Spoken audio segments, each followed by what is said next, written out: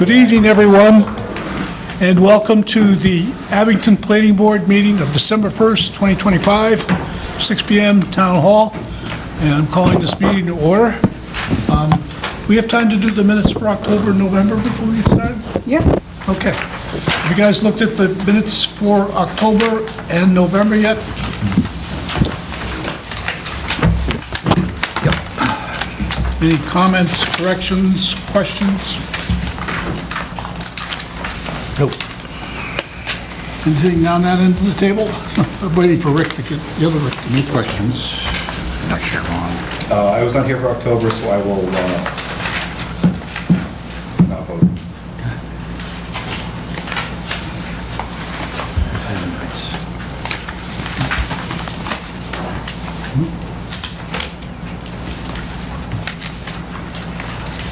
Bob, do you have any comments? Nope. Okay, would someone like, Jeff, any comments? No.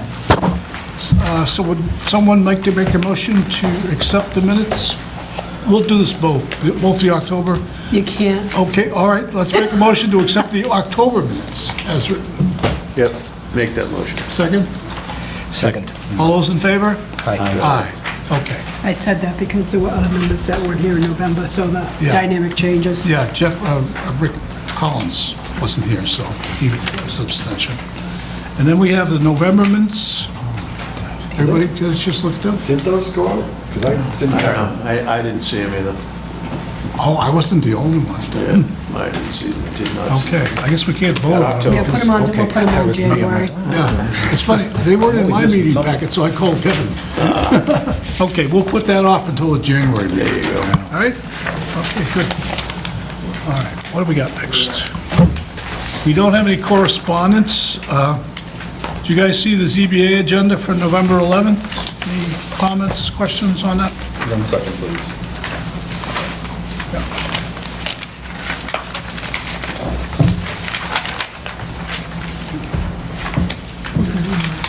We can do that stuff after.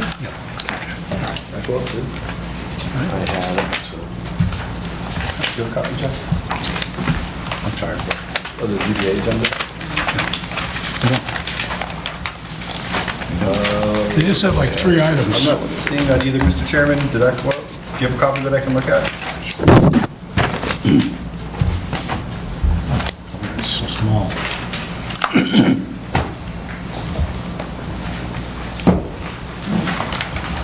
Yeah, we'll do all this stuff. Yeah, there's Because it's 6 I'd like to do Okay, all right, good. All right. It being 6:05. So there were no comments? Oh, On the no ZBA? comments. yeah. Okay. All right. Let me get this, Actually, going to do it for me first. okay. Do you want to do this one first? Yep. Okay. We have a, I guess next is, we have a Mylar here for 150 Birch Street. Is there anyone here to talk about 150 Birch Street? So, any discussion on this one? How does that work? Do we have rules about pork chop lots? Well, I mean, it's not really a pork chop lot because it's in the central business district. I guess is what I'm saying, because there's, you know, there's not a lot of Well, requirements in the CBD for minimum lot or width or frontage. there's no minimum frontage on the commercial? Well, see, if you look at he's added the zoning table. Yeah. So is a minimum side setback and a minimum rear setback are the only requirements in the central business district? Right, I'm more talking about, it goes deep and then cuts over behind the existing one.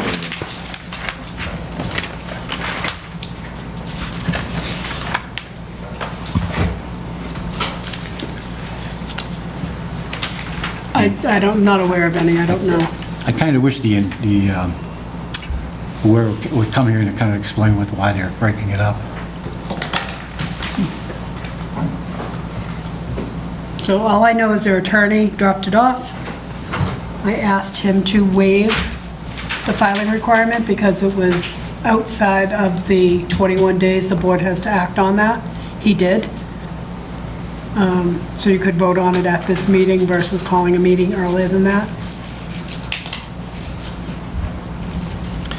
Say that again, Liz, we could vote on it. So there's a 21-day period. Yep. Upon receipt of an A&R form that the board has to take action. Yep. And I asked him to waive that because when he dropped it off, it was outside of that 21 days, so you would have had to have met prior to this evening, and it was after your November meeting. Okay. So Rick Collins has asked questions about pork chop lots. Any further, and you made some comments, Rick. Any further comments on this? It's odd. It's a very simple thing they're asking for, but for some reason it just looks different. Like Lot B seems like it should have a text on it that it's not a buildable lot, or, and just because I can't imagine, I just can't imagine that the zoning, there's no minimum, so I could have a commercial lot 10 feet wide. It's not commercial, though, it's central business district. Oh, CBD, oh, that's right. Okay, I'm trying to take that back. That's right, I forgot that's where we wanted it close. Yeah.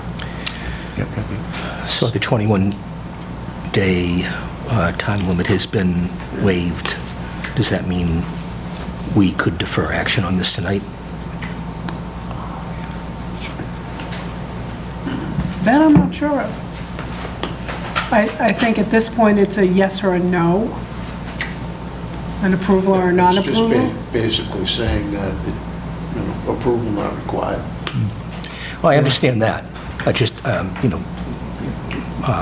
of echoing Rick's questions about Doesn't the mean configuration of the anything. lot. Doesn't mean anything though, that it's a legal lot or anything, it just falls under approval not required.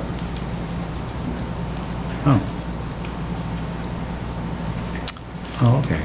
So actually Lot B is a parking. Hold on, Larry's. Larry's going to come. If I could. Won't be for long.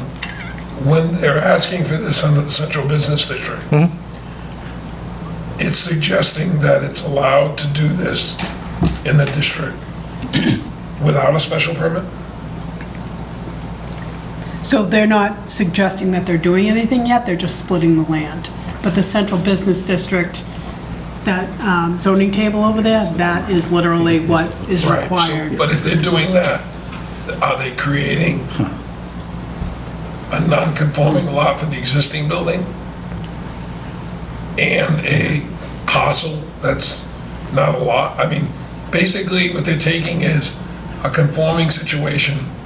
They're asking you to actually approve a division of it in which they put a footnote saying it doesn't mean that it meets a determination of compliance with zoning ordinance requirements, but they're taking a structure and putting it sort of in non-compliance by assuming that they have an approval for that lot, essential business? So the 10 feet on the Well, left-hand side? it's not that, it's the essential business regulations doesn't allow you to do it as a minimum, as a matter of right, or you still need to have a special permit to do it. It depends on what you want to do. Okay, And all residential would be A So- special special permit. permit. I don't know as though that they protect themselves or that they make it so that you're just endorsing it. It's almost as though if you want to endorse it, maybe you need to say that they're not. You're going to emphasize the fact that they may be putting this building in non-compliance. I don't know. So the existing building, It's already not. I don't think they're making it non-compliant because they're giving it the 10 feet, which is required on the side. Right, the 8 foot on the other side is a pre-existing non-compliant. And the frontage is already, the setback on the front is already, I think we only require 5, I'm just saying that off the top of my head. The CBD district was to try to keep the street scenes, so encourage people to build up to the sidewalk Right. and using the street as parking. And have a business, commercial business on the bottom and residential on top. Right, but you're not getting any of these assurances by this. All you're getting is somebody putting a line on a lot. Right, but if they want to do anything other than a business on the bottom and residential units on the top, they would have to come back to the planning board for a special permit. Like, they can't just go in and put a duplex So in. you're saying to me that Lot B is what they have to come back for? Is Lot A, would that be in compliance with everything?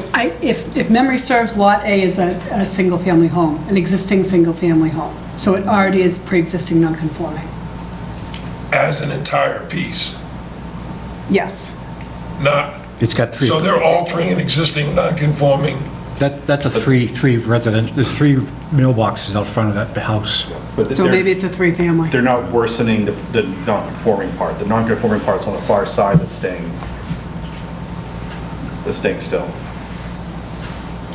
But right now, the entire lot is that three-family lot, Yep. three-family. That's what it looks like, yes. So when you take out this Lot B,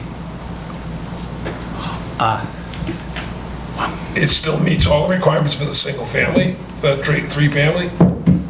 It's got the correct frontage, Liz, and all that?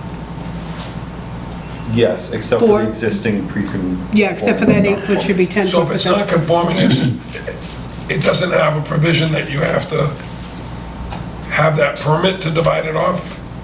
I haven't seen that. No. I just see these kind of things of calling something Lot B instead of parcel B, parcel. The definition of a parcel is that it's not a buildable lot. It doesn't give the connotation that it has everything it needs to be a legal lot. And the plan shows it that way.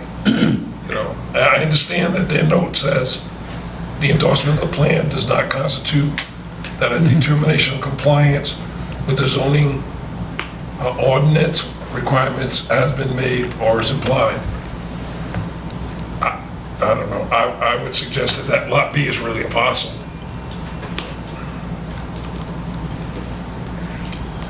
But that's the first I've seen it, Yeah, no. I just saw it just now.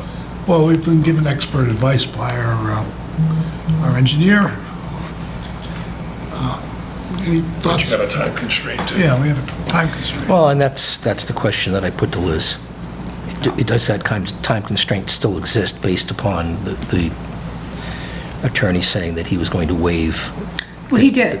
Actually, it's attached to the, let's see if he, I mean,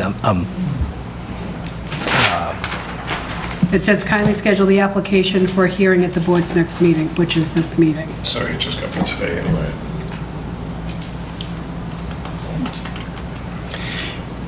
yeah, I'm not keen on plans like this getting dropped off. We haven't seen them. We haven't had an opportunity to ask questions about them because nobody shows up to respond to questions. Yeah. And then we're asked to act on it. My personal, they have time constraints, but I'd like to see somebody talk to us about this thing. So he did add, the division of land shown in the accompanying plan is not a subdivision for the following reasons, and then he cites 81P, and the lots are located in the central business zoning district, Article 6, Section 175.29. Does the dimensional and density regulation does not have a minimum frontage requirement unless the property abuts a district which requires a minimum frontage of 25 feet. Lot A will have a frontage of 49.32 feet. Lot B will have a frontage of 44.80 feet.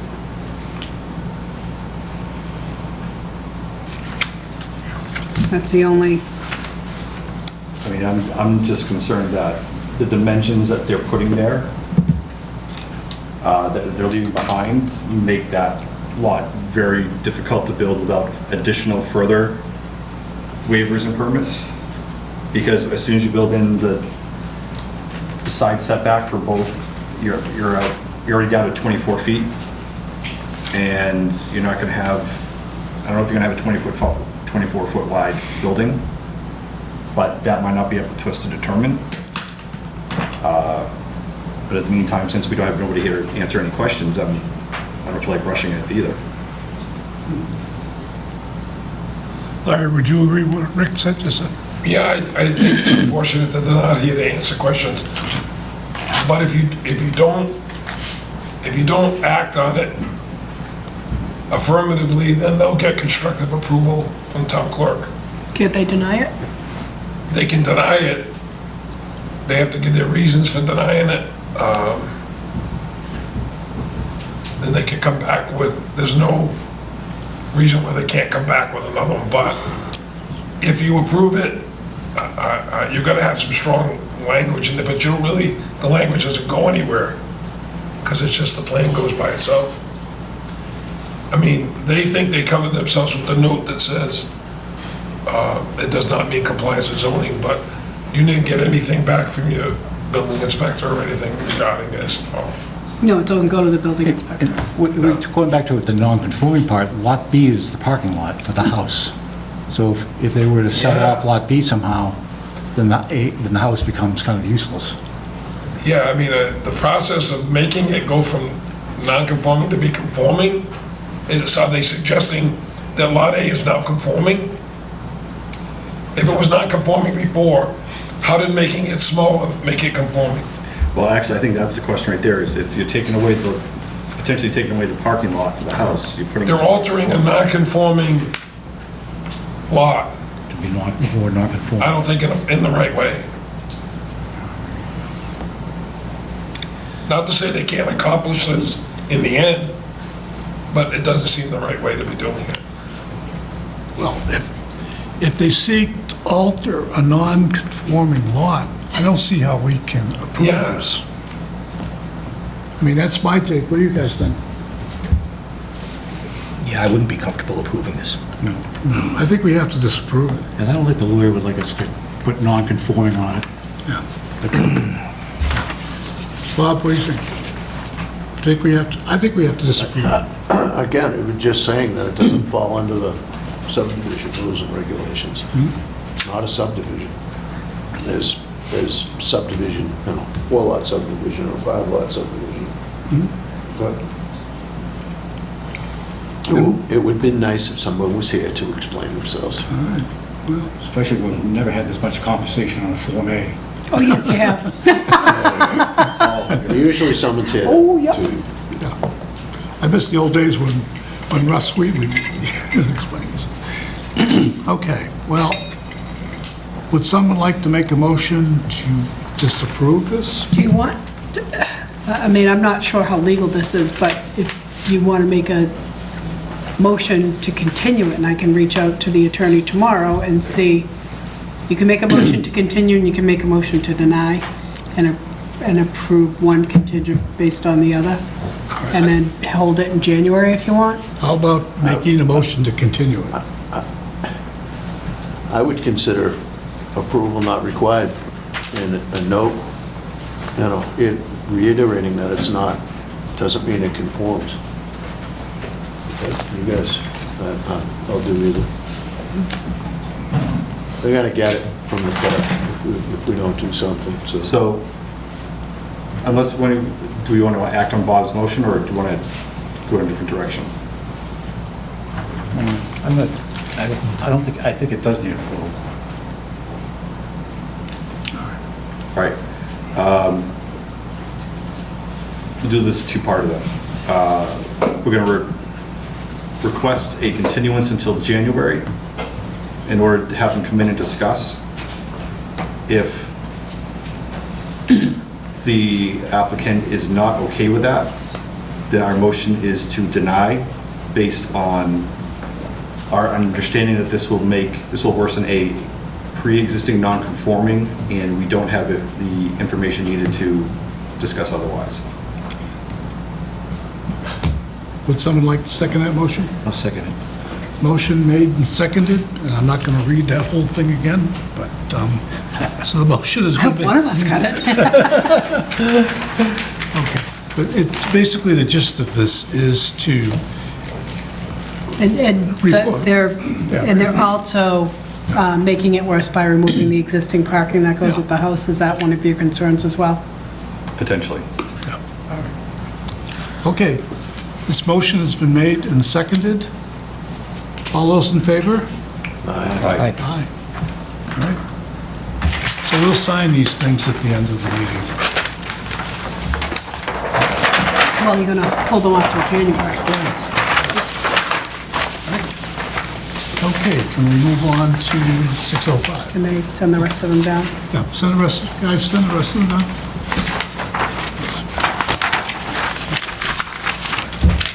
Let's do one more. Oh, over here, sorry. Haven't holding on to it. Okay, All right, thank you. all right. I'm going to read the public hearing notice, 6:05. Thank you. All right, moving on, 6:05 PM, public hearing, minor site plan and special permits for 200 Whale Street. Public hearing notice, the Abington Planning Board will hold a public hearing at the Abington Town Offices, 500 Glenowitz Way, on Monday, December 1st, 2025, at 6:05 PM, on the application of Stephen C. Zaboski, for site plan review and special permits to allow construction of a 2-unit dwelling on Jefferson Street, Lot 2, and an 8-unit dwelling at the corner of Jefferson and Railroad Streets, Lot 3. The special permits would allow 100% residential use on Lot 2 and 3, and lot coverage above 60% on Lot 3 and Lot 1, the remaining factory lot. That's the big former factory there on the corner of Whale Street. The property address is 200 Whale Street and is shown on Assessor's Map 53 as lots 173 and 175. The property is owned by 200 Whale Street LLC. Application and plans can be reviewed at the town clerk's office Monday through Thursday, 8:30 to 4 p.m., Friday, 8:30 to 12:15 p.m. Signed, Bruce Hughes, Chairman, Planning Board, November 17th and November 24th. And Mr. Riley is the attorney, Sean Riley. And Mr. Riley, are you ready to present, sir?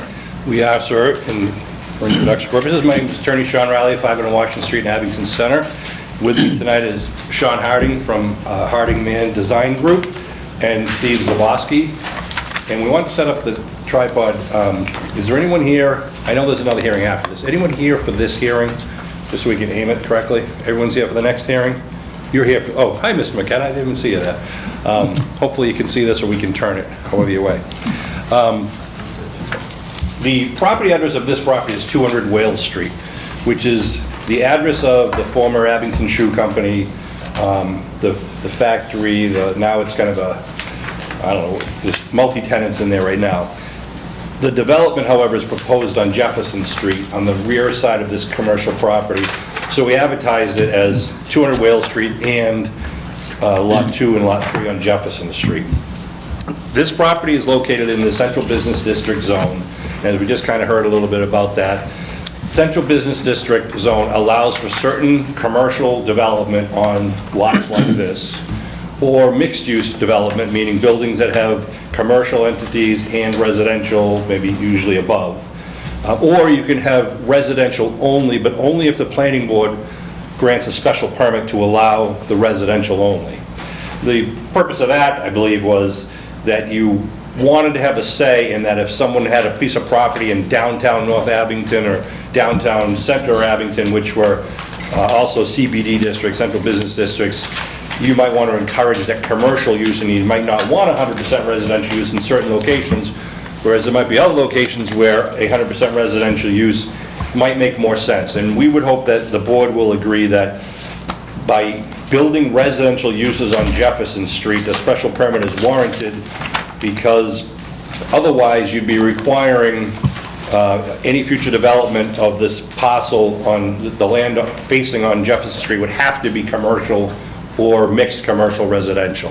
So we're hoping that you'd agree that our proposal would be an appropriate use on the land to the rear of 200 Whale Street, which is now known, or shown anyhow, as Lot 2 and Lot 3 on Jefferson Street. It's also bounds Railroad Street, which you all know on the other side of Railroad Street are the railroad tracks. So the proposal is to cut the property that is currently runs from Whale Street all the way back to Jefferson Street into 3 parcels. The factory would remain on its own parcel as Lot 1 and would remain the largest parcel. And then there'd be 2 smaller parcels one fronting on Jefferson Street alone, where we propose a two-family, a two-unit building, and then one on the corner of Jefferson Street and Railroad, which is a two-story building with 8 single-bedroom units. There is no site plan review required for the two-unit building. Site plan review is only triggered for commercial development, mixed use, or anything with 3 or more units. So the 8-unit building does require the site plan review. However, on our plans, we showed both properties so that you could see kind of the big picture and the neighbors could see the big picture and see how things kind of work together.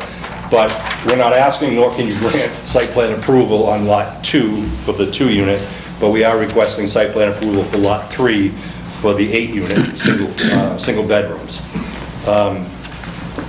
We've submitted, in addition to the proposed site plans, we've submitted a landscaping plan sheet and also a photometric plan sheet. It's only residential lighting that we're proposing, but the photometric plan sheet is in your file.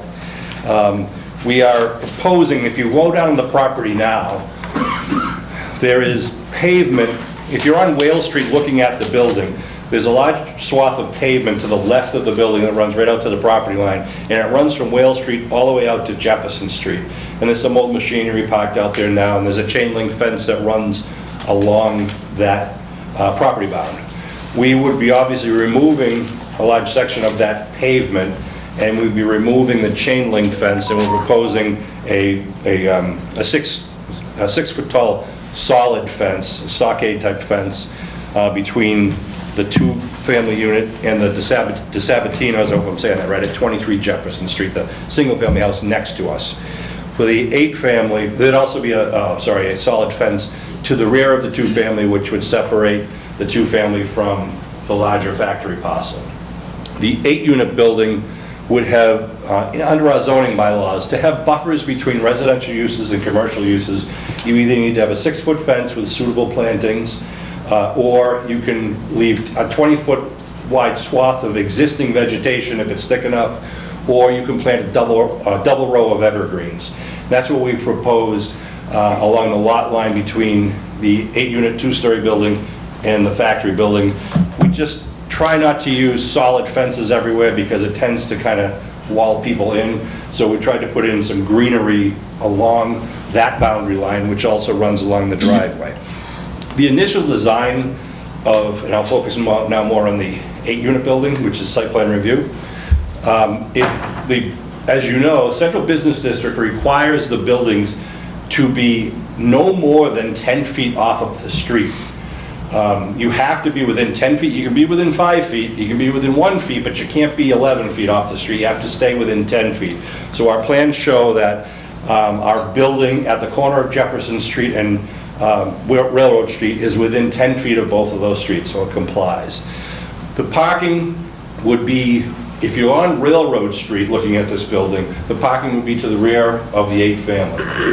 Initially, we had the driveway going out to Jefferson Street, and we had more greenery near the evergreens that were on the side facing the factory. We decided it might be better to eliminate any cars or driving on Jefferson Street and instead move the driveway so it goes out only onto Railroad Street.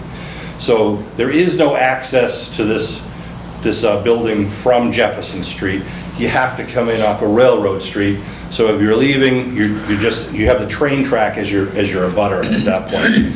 I thought it's a better design for the neighborhood, and there is really nothing that's going to be negatively affected on Railroad Street in our opinion.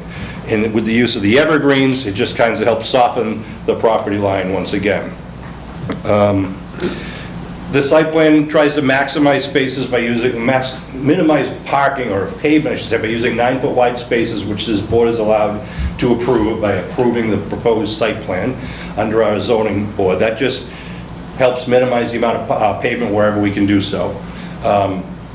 We have submitted a drainage report by a registered professional engineer, which is Sean Hardy, right here, and he's here to ask any questions, answer any questions. We know that this area of town, the Musterfield, typically has very well-draining soils, very sandy soils, but nevertheless, we still have to comply with all the drainage requirements and the reports that have to be filed. So For the 3-unit building, we're looking for site plan, sorry, the 8-unit building, my bad, on Lot 3.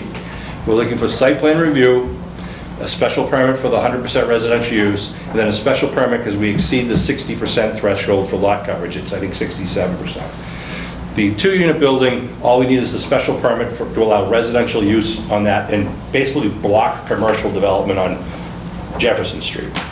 And then the remaining Lot 1, which is the factory, would need a special permit for exceeding lot coverage, which I believe it already does now, but it's going to continue to exceed. You have a question, Bruce? Yeah, just, Sean, I just wondered, what were the 2 special permits you're seeking for the 8-unit one, please?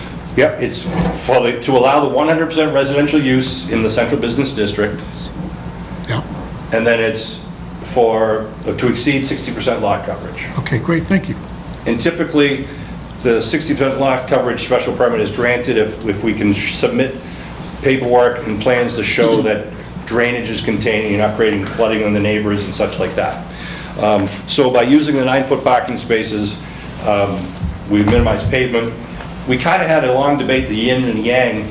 We could have not needed the special permit for lot coverage had we had the driveway access go to Plymouth Street, I'm sorry, to Jefferson Street, and just kept the existing driveway to Railroad as grass. But we think it's a better plan to have the railroad, have the traffic go to Railroad Street, sorry, and block the access from Jefferson. But that yin and yang is to do that, we have more pavement because the driveway is much longer than if we went to Jefferson Street. But we still think it's a better decision, so we're asking for the planning board's approval by granting a special permit to allow us to do that. And you said the utilization was 67%? Sorry? Yes. What'd you say? Yes. Oh, 67%, yes. What was it on Lot 2? I'm sorry. Lot 2 is 34 or something. It's on the plan. Let me look. You're not looking to exceed, are you looking to exceed the 60% on Lot 2? No. No, okay, all right. No, Lot 2, we're only here for Lot 2 for a special permit. For non-residential use? Exactly. Okay. That's the only issue that you need to decide for Lot 2, the 2-unit lot, Lot 2. Because we have more than 3 or more units, we need a site plan and all the details for the 2-story, 8-unit building. Lot 2, the duplex has 2 bedrooms in each. We have sufficient parking for that in the rear. Same thing for the 8-unit building. We have more than required parking on that property. Larry submitted Mr. Silva submitted a review letter, which we all got and reviewed. We had a conference call today, went down a lot of things, and I think Larry brought up some good points, some things that we'll research and bring back to you. There are a few things I think we could probably address tonight, but we're hopeful, and I want to say it before I forget to say it, if it's possible at the end of our discussion, I know we can't get site plan review tonight because we have some questions and things we need to bring back to you. But if you're comfortable in issuing the special permit for the duplex and the special permit for the use of the property as residential only, at least we know we should continue with the site plan. If there's any indication that the board would rather have commercial development there, we'd like to know because this site plan is going to go away. But if you're comfortable in issuing the site plan for the use, that allows us to continue proceeding. We still have to come back to the special permits to lot coverage and site plan approval. So that, I submitted this in writing already in the project description. Sean submitted detailed plans and drainage reports, which I can't read those are Greek. But maybe it's best, as we typically do, to maybe read through some of Larry's comments, unless the board has any immediate questions, or if Sean wants to fill in any blanks right now. No? Okay, great. I have a quick question. Sure. Lot 1, are you staying with the amount that it already exceeds? Or are you adding to the, because you're asking for a special permit to exceed the 60%? Well, based on some of the comments in the letter, I think when we update the site plan and come back to you, which I don't mind letting the cat out of the bag, I don't think we're going to have time to come back for the January meeting because of all the holidays and such, people taking vacations, so we'd be coming back for the February meeting. We are going to take a hard look at pavement. We have to talk to the owner of Lot 1 to see if we can take out even more pavement there. So that 80-something% number may change a little bit. Okay, so it's the existing stuff that you're gonna, might be removing back? Exactly. Okay. Yeah. Okay, I guess, Mr. Silva, you're up. Want to talk about your comments? I don't know, am I up? Yeah, and I'm happy to read through them to save your voice, however you want to do this, Larry. Well, I mean, I don't know if it's to go through them one by one or not. Can I ask one preliminary question? Yeah. On a couple of comments, you had said that some of the plans are uncertified. Is that because you were looking at the PDF that didn't have a stamp on it? I have a drainage report that has no certification on it. Well, yeah, The right. plans that I have no certification. Because you were looking at the PDF probably, right? Because what I'm getting at, the paper plans were stamped, but the PDF copy you got wasn't a stamped copy. So we can get you You got, I dropped the paper. the paper plans. So Yeah. I know that You his had office. both. Yeah, they had asked me for a PDF copy. Yeah.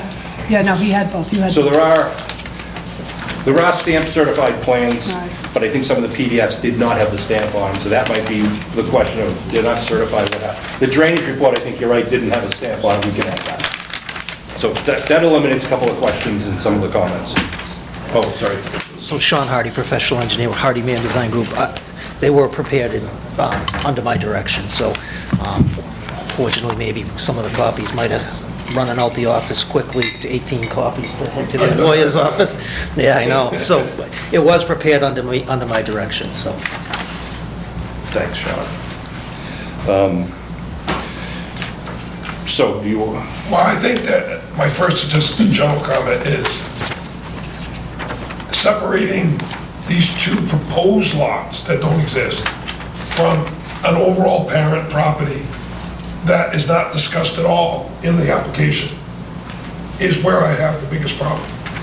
Is because, just as you talked about lot coverage and other issues, none of those are talked about in terms of how we evaluate the two lots that are proposed. And I think that's where a lot of it kind of goes in the wrong direction. I do disagree, though, that when you say the duplex doesn't require anything, it's part of the parent property. So until it's not part of that parent property, it really does need to be looked at separately. If you were able to take it off because you met all the other requirements, and then it was separate, then it falls under the regulations of not requiring it. But the way it is right now, you have one property, 200 Wales, and you have a master plan as to what you're looking to try to do on the property. And that's the way I look at how I'm evaluating what's being done here. So when I see utilities and pavement and all the stuff that relates to the principal building, and nobody talks about how those are being adjusted, or what it does to lot coverage, or what it does to compliance for that building, that's where I have my problem. I think we agree in different words.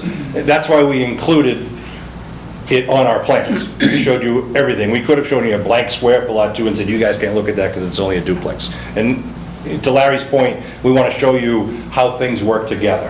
And like, for example, you brought up a good point about the water line. We need to show an easement for the water line because the water line for the, we'll call it the factory building, for lack of a better word, actually comes off of Jefferson Street. And we need to move its location. So on an updated plan, we will show where it would be, show that easement. Mr. Riley, I'm kind of getting a picture, you need a narrative. Well, it's not just a narrative. Everything that was submitted Yeah. was just about the two smaller lots. Gotcha. Didn't really say what the residual lot, how it functions.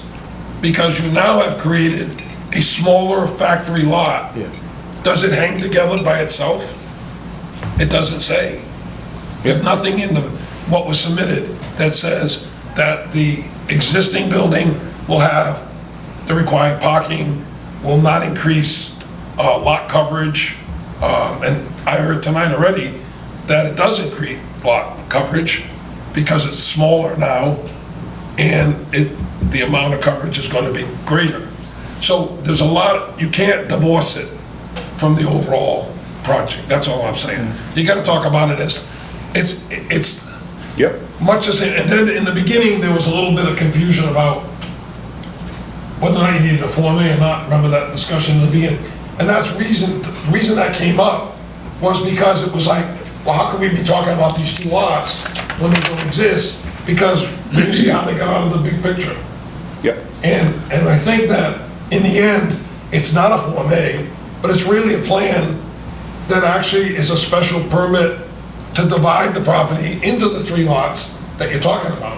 It really is. I don't agree with the exact wording you're using. I've never been through a permitting process where I create lots that don't yet have permits. We had this discussion kind of through town council and everything. I don't want to say town council disagree with Larry and agree with me, but we're proceeding in the right way. No, for the Form A, I agree. Yeah. But I'm saying if the plan is a planning board approved plan under the special permit, then it is correct that the 3 lots do get signed off by the board at that time. Much the same as you do a subdivision. Yeah, You have a parcel, you divide it into a number of lots, and subdivision approval is. Defines the approved by lots, that. right. It's basically, this is an approval of this development or redevelopment of this property. And that's really what the board would be acting on. So the Form A part of it kind of goes away at that point. In doing so, if you approve the site plan, you're locking in the lot dimensions, right? And then for recording purposes, after you would approve that, we would come back to you later with an A&R plan showing those lots, what is being sold from the owner to Mrs. Savosky, like we always do. So we were kind of talking in circles and semantics, but I think we're all on the same page. We would never create the lot and file the A&R plan because we don't know if you're approving the permits, so. But I'm suggesting you may not need an A&R at that point. If you have a plan that is approved by the board. Yep.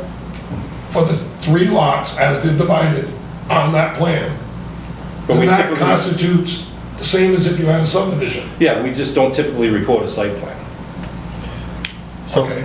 I think Mr. Silva kind of very well elucidated my concern that I couldn't figure out what it was, in that this isn't just, I think, a couple of properties. I think this really is a redevelopment of the site in terms of in a master plan, because not only are you impacting the parking of the existing factory building, you're affecting the driveway into the existing building in the back, and now you're talking utility and water lines, redivisioning of the property lines. I think all of that is kind of one big thing, and I don't disagree. and I don't have an issue necessarily with that. Yep. But I think that I agree that you can't take these things separately necessarily. I 100% agree. So that's why I said, we're not going to be able to do this and come back in January. We need to go back, get some more detail for Lot 1, talk with the owner, and show some of the things that Larry noted, and update it. But I think when we come back, you'll see pretty much the same lot configurations, but just some other details being added, either on a plan or in a written summary. Mr. Riley, you did mention that you were actually kind of looking to see whether the board might be in favor of this before you continue. That's really what you're looking at. This is kind of a preliminary, and you've asked us the questions that are going to come up, and you're going to have to address them. But I think is that what you're looking for? Before you proceed, you want to see if we would agree with the lot subdivisions. I wanted to know if you would agree with the 100% residential use on Jefferson Street only. That would be. Personally, I don't, because Jefferson Street is very residential. That's what I'm asking for, 100% residential use on Jefferson Street. We need a special permit to not build commercially on Jefferson Street. And if you're comfortable doing that tonight, great. If we have to wait till January, fine. But it would just, if there's feedback coming back that's saying, no, we would rather have commercial development in that part of town, okay. But I don't anticipate I'll hear that tonight. I don't think I oppose the all residential uses. I have a number of problems with what's being presented, however, right now. Okay, great. So let's proceed into some of the details we've proposed to date. We'll take your feedback, and we'll come back with more in February. Hopefully, we can answer some of your questions tonight. Some of the things we can't answer, but Larry's letter pointed out things that he wants more information for, which we're more than happy to do that. And I agree with that he's asking for more information about the remainder Lot 1, let's call it. Yes? Yeah, Okay. Yeah, I don't have a problem with this being 100% residential because it's in a residential area. But Mr. Silver has made 1, 2, 3, 4, 5 letters, 5 pages of comments, and I mean, this is really serious stuff. Now, I'm not going to ask poor Larry to discuss all this stuff in detail, but there are some really serious, and you say that you worked out some of these, but there are some really serious concerns raised. Well, I These don't want, comments. I don't want to betray that it's 5 pages of negativity, because there are some things he's just acknowledging, this conforms, other things, I need more information. Like, for example, he was asking about trash removal on the duplex. He's not an Abington resident, we are, the duplex would have toters. I would have to. Right, so we can answer that question pretty easily, but it's his job to bring it up. How are you gonna address trash, right? We showed a dumpster on the other lot 3, but he asked for a detail, what's lot 1 doing? So we need to show where the dumpster is there.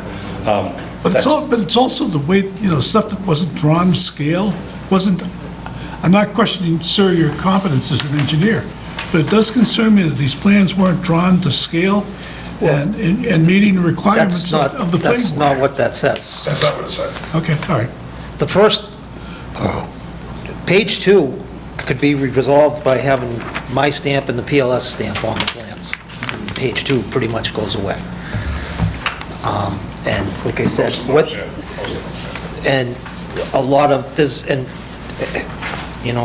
again, just quickly going through, 5G, 5H, 5I, it's just acknowledging that we show what's on the plan. So this isn't 5 pages of negative things. No, I agree. I think it's basically, it's identifying, and it's giving them a roadmap as to how to get us to where they need to be. I think that them asking for,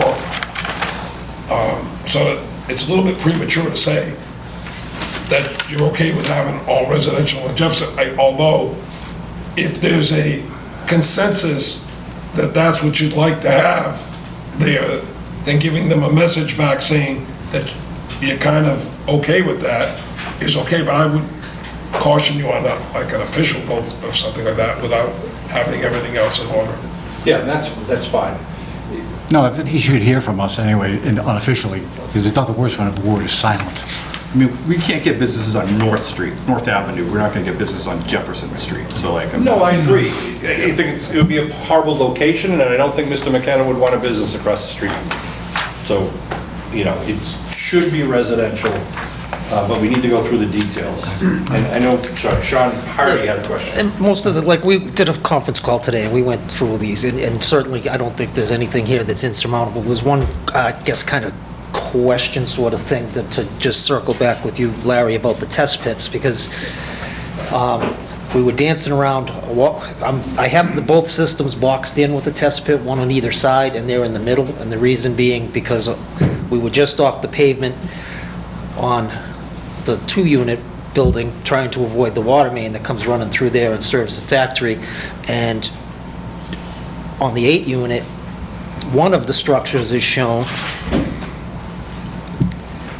There's a pretty substantial concrete buried structure there. It was an old septic system that's listed as abandoned.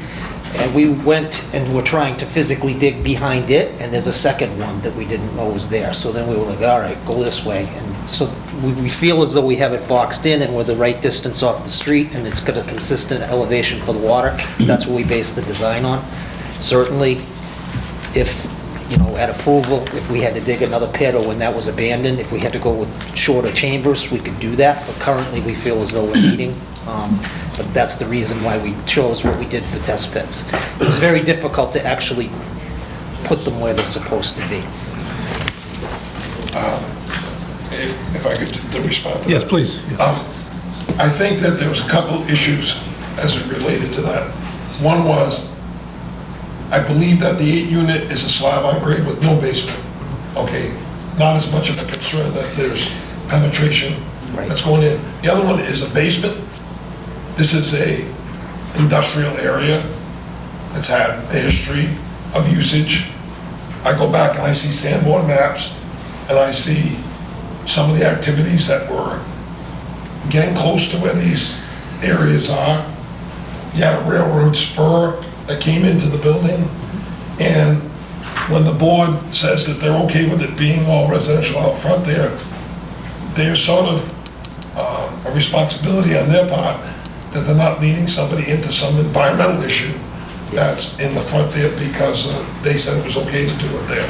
So I mean, you have kind of shallow groundwater modeling, and where that is in relationship to that basement is kind of important. Yeah, we're gonna work through the elevations with the architect for some of that stuff. The other thing is, so we did dig 2 test pits, and I did not encounter no petroleum, no smells, no funny colors or anything that, and I was also the engineer for the property next door at the 176 Wales, so we did a number of test pits there as well as during construction. So through all of that, we haven't seen any evidence, but the applicant is going to reach out to the current property owner because he holds mortgages on the property and likely has some of that testing. Yeah, when I read the comment about the railroad side, it was probably a siding for coal to go on that plant, or ship The goods out. siding came right in through the building. Yeah, so it's probably to ship goods No, out, it came right in and shipped the goods right out. right out. So every time, I mean, we've had experience with properties that had, rail things on them in the past and stuff like that. I've had, working with Will Calling Planning Council. So that was a concern. Just be cautious. Yes. Yeah. That building is where the Timberland boot was invented in America. A lot of history in that building. There was a That's why big, the sign says the boot. yeah, it was the Abington Shoe Factory. It produced shoes for the Civil War, and Largest producer. largest producer of the Civil War, and it also, that's where the Abington Shoe Company developed the first waterproof boot, which they called the Timberland boot. And then it became so successful, they changed the name of the company from Abington Shoe Company to Timberland Company.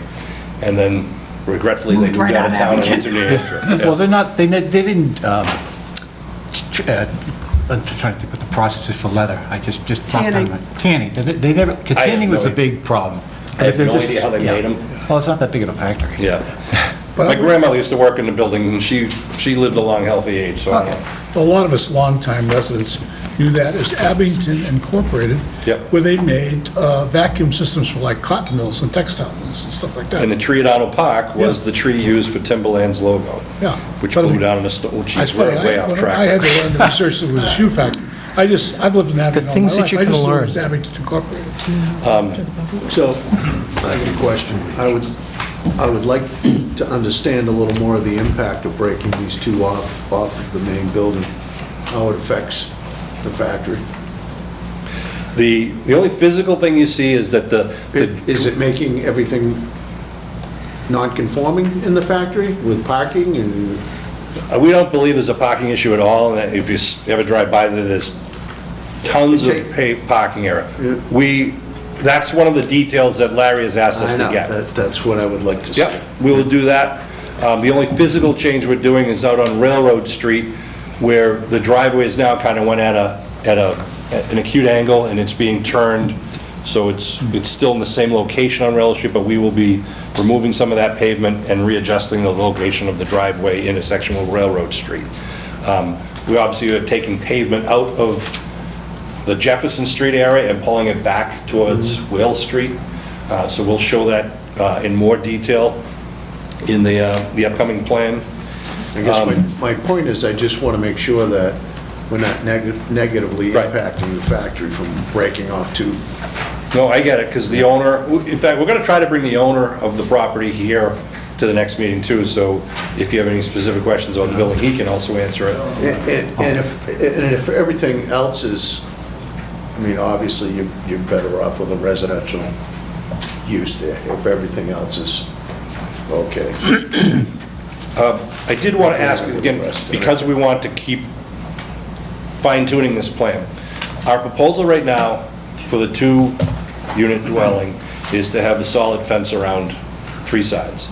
And on the 8-unit dwelling was to have the double row of evergreens, which complies with zoning. But in Mr. Silva's letter, he asked the planning board if you wanted to consider adding a fence with the evergreens, which we would rather not. We'd rather have the evergreens.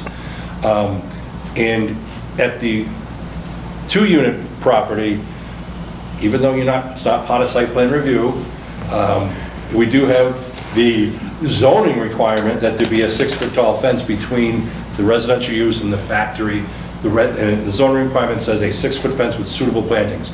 We put 2 maple trees in the yard behind the house in the corner, so there'd be as much maximum yard space in that area.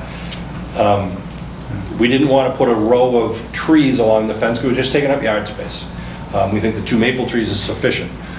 If for some reason there's feedback from the board that says you want a fence where the evergreens are, or you want another tree in the backyard, let us know. Or if you want us to plant a tree on the, let's call it the seller's side of the fence behind the 2-unit, we could get that approved. So if there's anything like that that jumps out at you now, it's fine. We'll keep working on developing this plan. All of the above. What's that? All of the above. You think you So- want a fence? So, I'll tell you, my issue is, as of this point, I'm in favor of the all residential use, but everything else about this I really don't like. So, I don't like splitting up into 2 different, I don't understand why we just can't have one building. Maybe there's a reason for it. I don't like all the pavement that we have to do. I know why we have to have the parking go around the back, because that's what's required underneath the bylaw. But to have 2 separate driveways for a 2-family house, I just feel like it's getting a little silly. This idea that we have to have literally a driveway that curls around the entire building on the 8-story unit just because we don't want to put cars on Jefferson Street. So we're going to create an extra 60 feet of pavement. And there's basically going to be no green space on that lot whatsoever behind the building. It's going to be all pavement. Well, let me answer that particular, because this is part of a debate All we of had. this is pavement. The reduction in green space is caused by the driveway being moved to Railroad Street. We think that's a benefit to Jefferson Street residential neighbors. Also, the lack of green space for recreational space for our people who live in this building, they're 1-bedroom units. They're not families that are going to run around. Third, those who do want to run around, throw a Frisbee, can walk 500 feet to Arnold Park. You're missing the point of the green space. The green space is not for recreation. The green space is for cooling. The green space is for trees. The green space is for other street No, value. I understand that. It's not for throwing Frisbees necessarily. But it otherwise would comply. I mean, if you want to tell us that you want the driveway to Jefferson Street and leave the lawn area, that's a vote of the board. We would push back on that and think that that's not a plan that we would support, but you're the ones that make those decisions. So the other issues I have are, so I think according to this, you're cutting down 40 trees, 40 plus trees. I don't know. Yeah, So we need a plan that's in compliance with the bylaw. it is. Because we don't count trees that are in the work area. Yeah. We don't count those. I know, and that's what's convenient, is when you pave everything, everything's in the work area. So that's where I'm like, But in the CBD district, that's what's going to happen so you almost you 100% cut down of the 40 time. trees and you plant 2 and you're in compliance with the bylaw. No, we're planting, I think, 32. Are they trees or bushes? Well, that's the thing, is that the arborvitae's, I don't think count towards that. 6, 7, 8, 9, 10, 11. There's 12 evergreens here, those are blue spruces. And then the 2 maple trees over here. And I'm not counting all the shrubberies and bush. And I would question whether the blue spruces qualify as the replacement trees, because they have to have a certain height and a certain shape. Yeah, they have to be, I think, 5 to 6 feet, and they have to grow. They have to top out over 25 feet. Yep. Those are gonna top out over 25 feet. And if you'd like us to try a different tree, let us know. It creates a solid evergreen, because the buffer requires an evergreen, a double row of evergreens, not deciduous trees that don't create a buffer. No, but we used to look at it as just from a plan view. Now, we're actually looking at the green space in the third dimension. As a report recently showed how much hotter Abington is now because of the lack of trees as it was just 10 years ago. So it has become much more important. It's almost like the lighting was, the tree now is. So, Understood. yeah, we can't argue with what you're saying, but it takes on, you can take that dimension of, will the tree overhang the parking lot, which is probably something they might be looking for. But, It's okay. The question I had was, is there a mechanism for them to be able to have the parking on the Railroad Street side and have the building go back? You need a I mean, variance? because it's a corner lot, I imagine you'd have a lot more Because you're still ability to move keeping things it, around. don't. you dimensioned the Jefferson Street. Yeah, but I don't want to design. Abington's bylaw considers a corner lot to have 2 front yards, 2 front lot lines. And the zoning bylaw says it has to be within 2 feet of the front lot, 10 feet of the front lot line. So the only way to do that would be to get a variance from the zoning board, and they're gonna say, well, why can't you just put it at the corner and comply?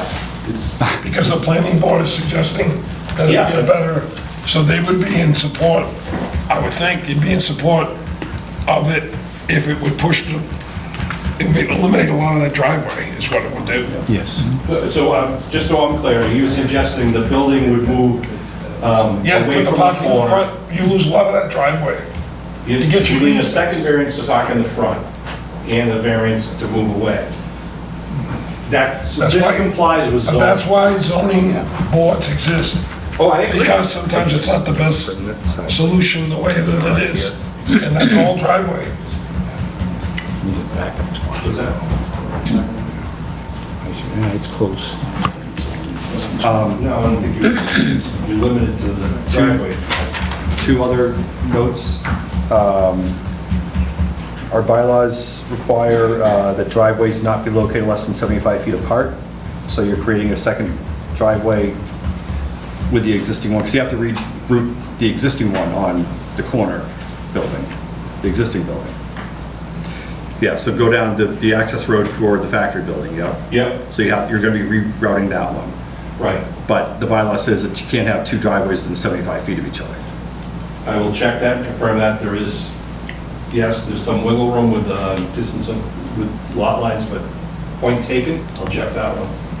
And finally, the bylaw requires in this district, structures of high architectural quality, and just going off the elevations right now, I don't think we've met that standard. I'd love to see a improved design for them. It's in similar fashion to what this board already approved on the other side of Lot 1. How has that been approved and this one's not the I same wasn't standard? impressed with that one either, so. Okay, well, I don't know what more you can do. It's a peaked roof, it's a New England architectural style. You can add some more features. I'm sorry? You can add some more features to it. You Add can some make it more look like it's features. already there. You can make it look like other historical buildings in the area.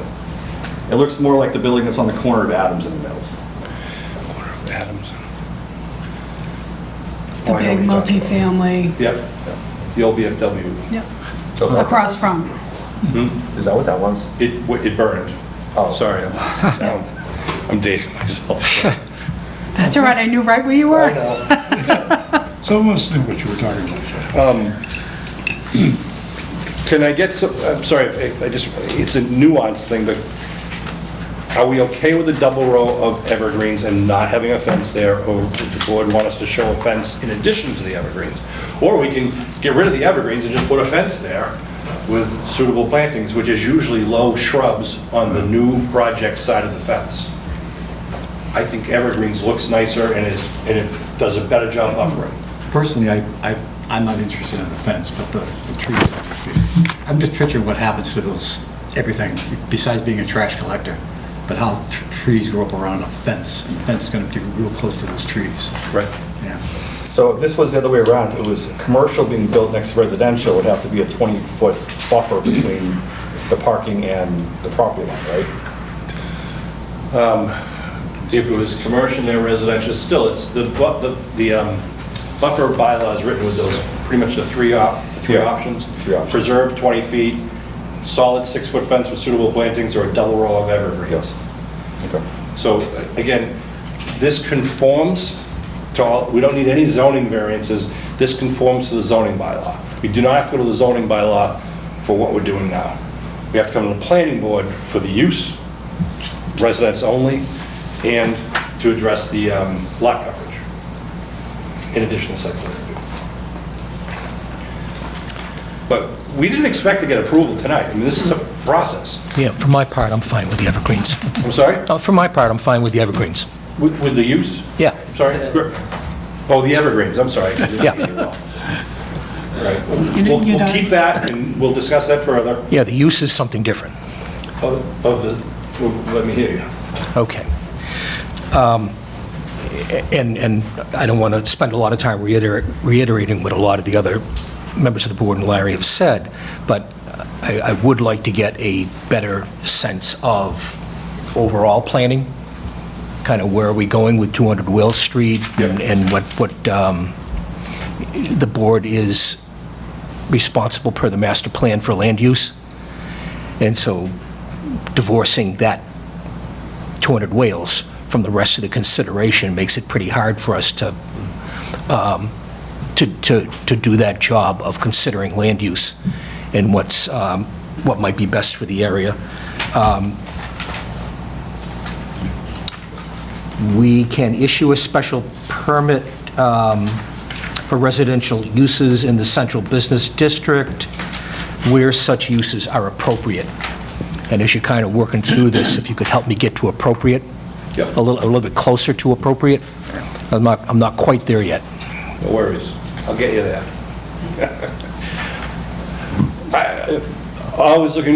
I wanted to make sure that before we investigate or spend more time, with this site Yeah. plan and adding more details to Lot 1, I wanted to make sure that you didn't object, let's say, to proposed residential uses on Jefferson Street. Because we don't want to waste your time or our money or our time going that way. We will continue to develop these. We'll follow Larry's kind of checklist and some of the things that you've mentioned tonight and see whatever it is that we can do to, answer or improve things. Is it the consensus of the board we would go along with this being a residential use? I'm not there yet. I want to see the big picture. I want to see the bigger picture. Seems What I was like talking about. I think it's agree, gonna I have to be want to continued. see the bigger picture, but it would make no sense to put commercial out on Jefferson Street. Not at this time, yeah. So that'll be fine. No worries. 100%. I apologize if you think that this is half done, because it's not, but we were also under pressure under a purchase and sale contract to move. And the fact that you're telling us to slow down and get more detail, we're happy with, we're fine, okay? But we did have to get this on the table so we can keep this working forward. So we'll do that. I appreciate your time putting this together, and we will submit in January, with your permission, if we can continue this to February. Excuse me, Mr. Riley. We have folks in the audience here who would like to comment on this, so I'd like to open this up for public comment, please. If you can, could you step up and identify yourself? Mr. McKenna, he's got to get to the microphone.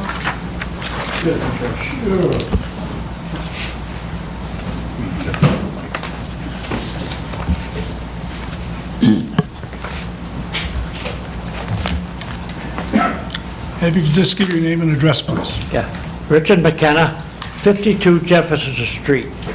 My house is on the corner of Jefferson and Railroad, and I've been there 60 years, okay? And I'm against this totally, and I'll tell you why. First of all, if I get talking too much, just tell me to shut up, please. But Oh, sir. our land on Jefferson Street and Railroad Street is clay down 10 feet. It's solid clay. And I have proven that by putting in a swimming pool, by looking for a guy to put in an artificial well, and he wouldn't touch it on that area because there's so much clay. Now, I'm going to go back a little bit. When I bought it, I actually was lied to by real estate agent when I asked him why the sump pump was there. And he said, "You don't need it." Well, the first good rainstorm, I had over 6, 8 inches in my cellar. And so eventually it pumped it out, and I bought a second pump to help. If we lost power, my cellar flooded. One time it flooded to 39 inches, took out my burner, and I used to have some tools down there, and it took out $4,000 worth of my woodworking tools. Now, that covers the water table. I actually pump my water now into the town drain on the corner of the highway department actually put that drain in. I knew Dick Burns very well. Put that in for me so that my water wouldn't run into the road in the winter and freeze. and cause accidents. Okay, well, my concern now, that the water, actually when we have good rain now, the water in my side yard, there's a lot of water in my side yard. Jefferson Street has a lot of water on it. And even the factory where the trucks drive down, there's 3 or 4 feet of water in that driveway. And I witnessed that. If anybody says it's not, because I witness it all the time. I also think because of that, there'd be so much water, I don't know if my pumps could handle it. What I've done to help me, believe it or not, I put a full house generator in it in case we lost power, because we lost power one time, and not very often, but we lost it one time, and that's when the 39 inches of water was in my cellar. Then another time, one of my pumps failed, and that caused me a lot of problems with my cellar. So now I've actually put 2 pumps in the pump hole, one above the other, and they're on different circuits, so in case something happens, we lose a circuit, so forth.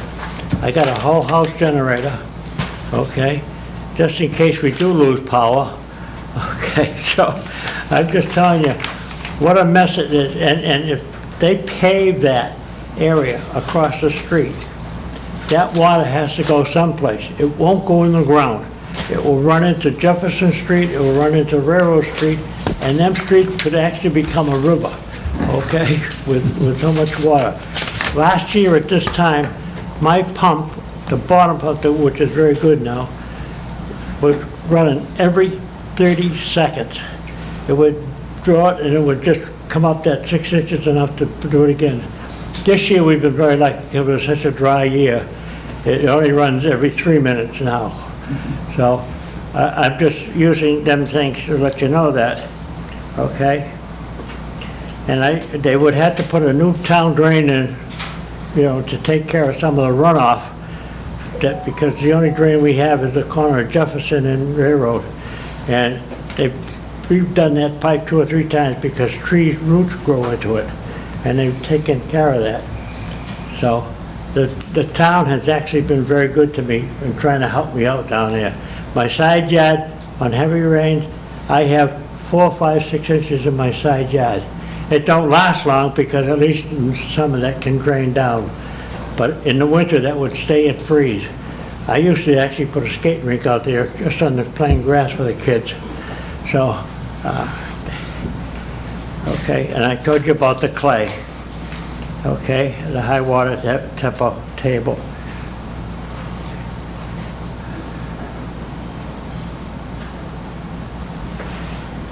Okay. As I said, if they paved it, the water would not go into the ground, it would run off. And I believe, and I'm being very selfish here, that if they did that, my value of my house would drop greatly. You know, I've been there 60 years, and I've done a lot of work to it. It used to be a cape, now it's a garrison. I know you don't care about all that stuff, but it's a garrison now, and I got a nice kitchen, and I finally filled the pool because I'm too old to take care of it. So, but my main concern is the total water table, because that is total clay, and the water will have no place to go. Now, at least with the way it is, that's got some room over there for the water to dissipate into the ground. Okay? And the only other thing I was concerned about is if they do parking here, and people have a couple people in, the cars are going to be lined up on Jefferson Street like it's a parking lot. You know, I don't know how many parking spots they need, but if they only need two per unit, and they have friends over, they're going to be lined up on Jefferson Street. And again, and if they don't have a good place to dispose of that water that's running off, in the winter, it will freeze and it will be accident prone. I mean, I know that, you know. I've had a couple of cars hit the telephone poles, and it didn't break them, but they hit it. Okay, I guess that's all I am saying, but that is why I'm totally against it, because of fear of what it will do to the houses and the land around it. And I know that my neighbors have water in their cellars, you know, so it's not a nice decision for us. I'm very selfish, you know? Thank you very much. Thank you. Thank you. Great handwriting, though, look at that. That handwriting is incredibly good. Not bad for an old guy, huh? Are there any other neighbors who would like to comment on this? Could you come up, please? And name and address, please.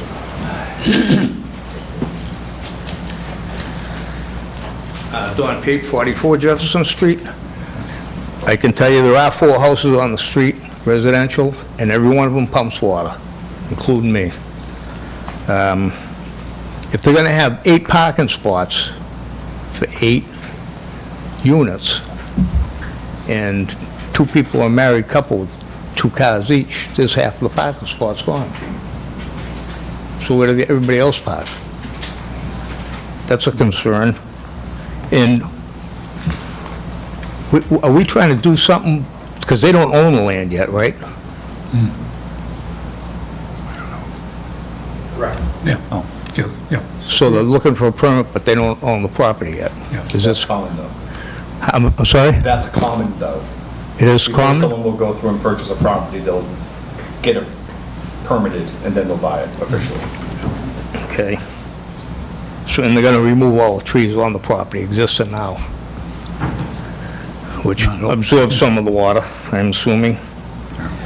My dad worked there in '66, and I know people that worked there, and the Abington Inc. was there, and there's a tank in the ground over there that I was told that they used to dump toxics in it.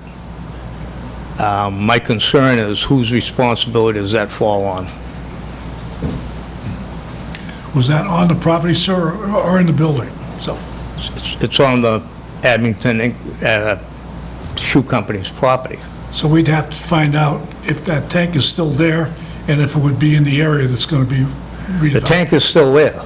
Okay, but I guess we need those guys to find out if it's on the property that they seek to develop. But whose responsibility is it to remove it, is what I'm wondering. Yeah. The owner. Whoever owns the property. Whoever owns the property, sir. I'm sorry? Whoever owns the property. But is it gonna be his property, or is it gonna be, it's gonna fall, I believe, on where they're gonna build. Well, that would behoove them to make sure that's not there, and become their problem. Right. So is that something that we need to get somebody qualified in environmental? I did talk to the DEP, and they told me they have listings of every underground tank. And if not, they will send somebody out to test, because my concern is hazardous waste in the area. I have a cancer patient at my house, so that's a big concern for me. When I just interject, I used to be a planner at Old Colony Planning Council, and you can get lists of all these tanks by town and stuff like that. So I'm sure there's a list for Abington that has these tanks and hazardous waste sites. And you can get this through the DEP. But, you know, these guys, the engineers here, professionals, I'm sure they'll find the tanks Right, that but exist. I didn't catch all of what you said, but Well, there's the Department of Environmental Protection State has a listing of all the hazardous waste sites in towns, including big tanks and stuff like this. I had to, when I was working on another job, I had to find out like all the underground tanks in Plymouth, and a lot of people pop the oil tanks on the ground, and you can imagine the list of things like that. right, but we want to make sure the tank's taken out in a proper way. Yes. Not just dug up and taken over to the scrapyard. Yes. So, I mean, it would be something that the DEP said they could come down and check. Along Yeah, as There would whether have to be there's- environmental remediation if they took the tank out, if there's any contamination in the vicinity of the tank. And that would have to be done, if it exists. it would be an issue that who would address? The town? No, the people who are buying the property. Well, there's two kinds. I mean, if they're buying the property and the tank's on that property, then yeah. But if it's petroleum-related stuff, it carries with the new owner. If it's hazardous waste, it goes back to the generator of the hazardous waste, Right, that's my understanding. yeah, And- as responsible party. And And as far as them having absolute lists of everything, the answer is no. I mean, I had somebody ask me to evaluate a property in Chicopee once, and it was an existing factory building converted over to residential, all paved and everything. He wanted to buy it. He asked me to check it out. I checked it out, and I found 11 underground storage tanks on the property. It turned out it used to be the Spalding Sporting Goods original plan. So they have to do their due diligence if they're buying the property. Your information is good for them to know in terms of doing that. Right, but should it be my advantageous for me to contact the DEP and them? Well, DEP really responds to discoveries. So if there's a discovery, the DEP will get involved. Generally speaking, until there's a discovery, they're not proactive about being involved in individual sites. You know, they have to know that there's something happening there to be involved. If that's what you're giving them for information, they may or may not run with that. So would that be something that would be up to them to test and have results and all Well, if they're that? looking to purchase, I would hope that They would they would do that. before purchasing, Yeah, yeah. and then we'll find out at the next meeting, perhaps. Well, I don't know, you'd have to ask them, I don't know. But if they say there was nothing in it, then what? I can't speak to that because there could be other elements, not just a tank. It's an industrial site. Right, and I was told by people that had worked there previously that they were dumping okite in it, Yeah, which is a toxic that they clean black iron pipes with oil. yeah, I can't speak to that particular site from environmental. I'm not an LSP. I was years ago, but I'm not an LSP. Licensed site professional. What's that? Licensed site professional, Yeah. LSP. I always like to get acronyms explained. I'm sorry. Well, I just want to make sure that something's not pulled out of the ground and Well, that's one of the reasons why I want to make sure I know where groundwater is and what the soils are like, to make sure that somebody is actually making sure that this isn't right, I just going want- to be sited on a place that has I just want to contamination. make sure it's done properly, not washed over, so to speak. That was one of my concerns. And so that plan is to put the parking to the rear instead of on the Jefferson side and I think- exit from the rear? I think that's still in. That's up to It's you. still being they're considering discussed. what they might So change. we'll be back at some point. Okay. Thank you. Thank you, sir. Okay, thanks. Thanks for your comments. Anyone else? Well, if anyone's coming up, just to alleviate the concern, we're not buying any property if we find any evidence that it's contaminated or there's a tank anywhere. So that would be part of our due diligence to look at that. But that's a deal breaker.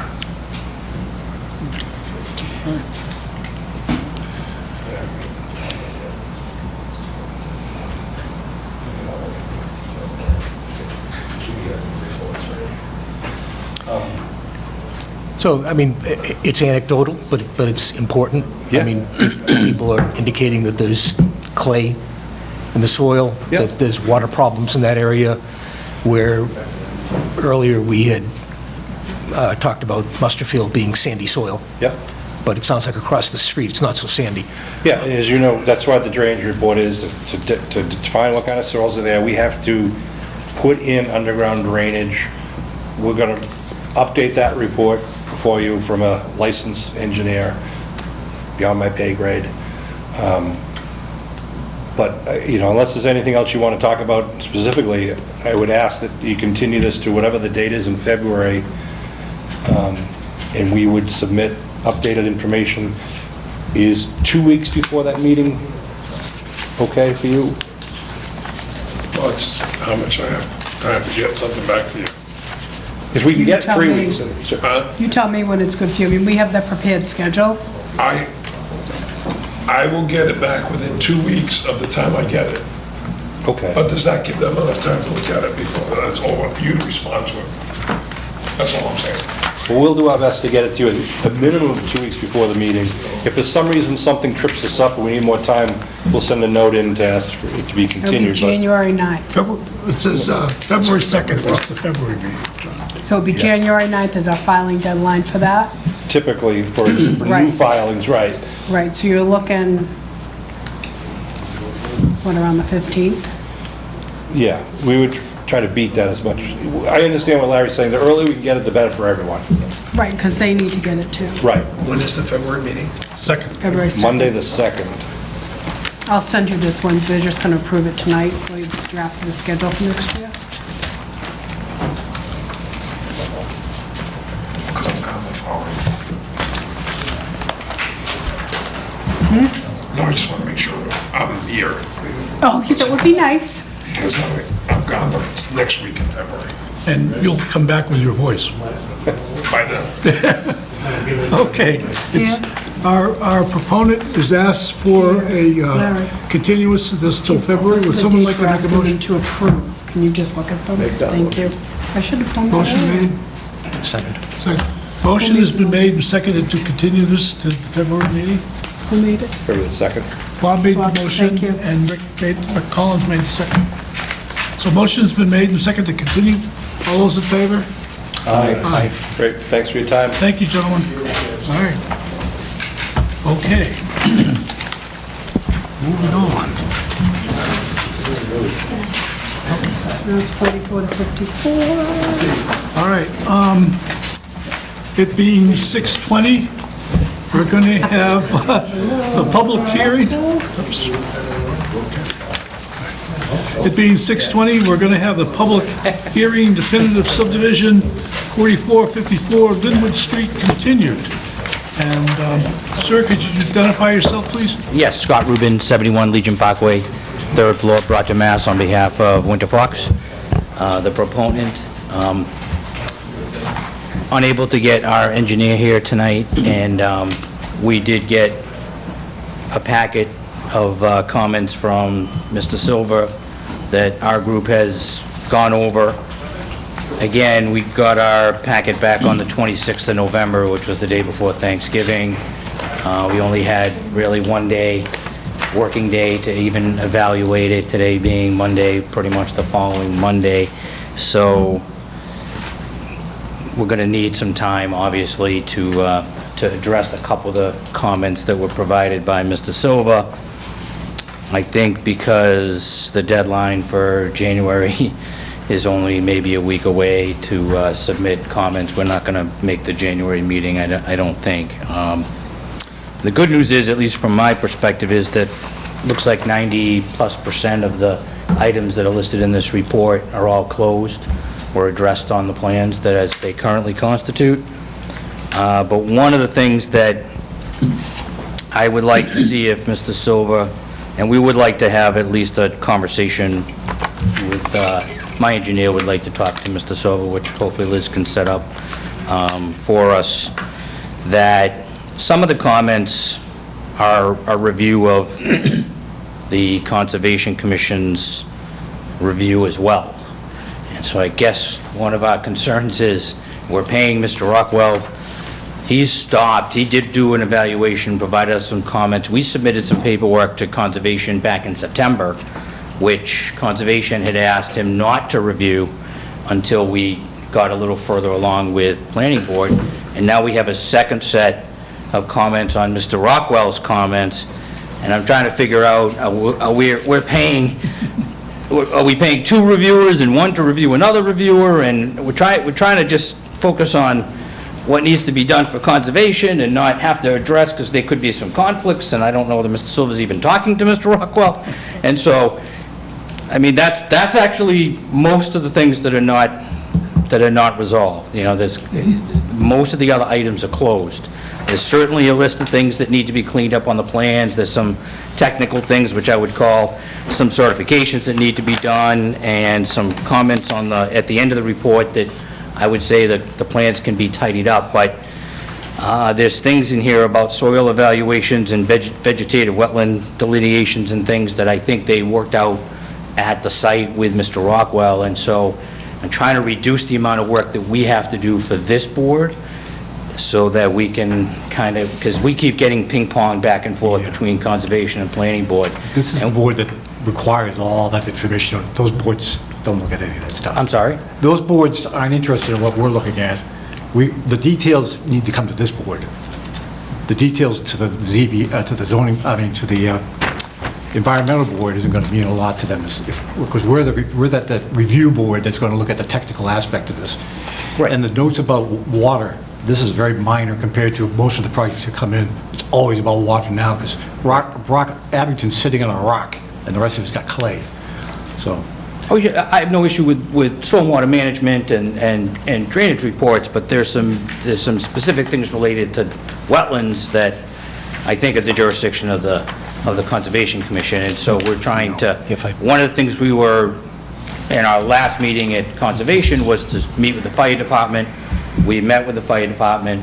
We got approval of the location, essentially that the structure of the road and its length, and it fits they approved essentially the initial layout of what we've proposed, and that was one of the issues that Conservation had, so we've kind of solved that particular issue, we hope. And so, again, we're just trying to get to the next step, so we certainly want to have a meeting with Mr. Silver anyway about a couple of these items, but I just want to know if we have to resolve, if we're here to try to resolve Mr. Silver's comments to Mr. Rockwell's report without... Could you give an example? please. Could you give an example of what you're saying?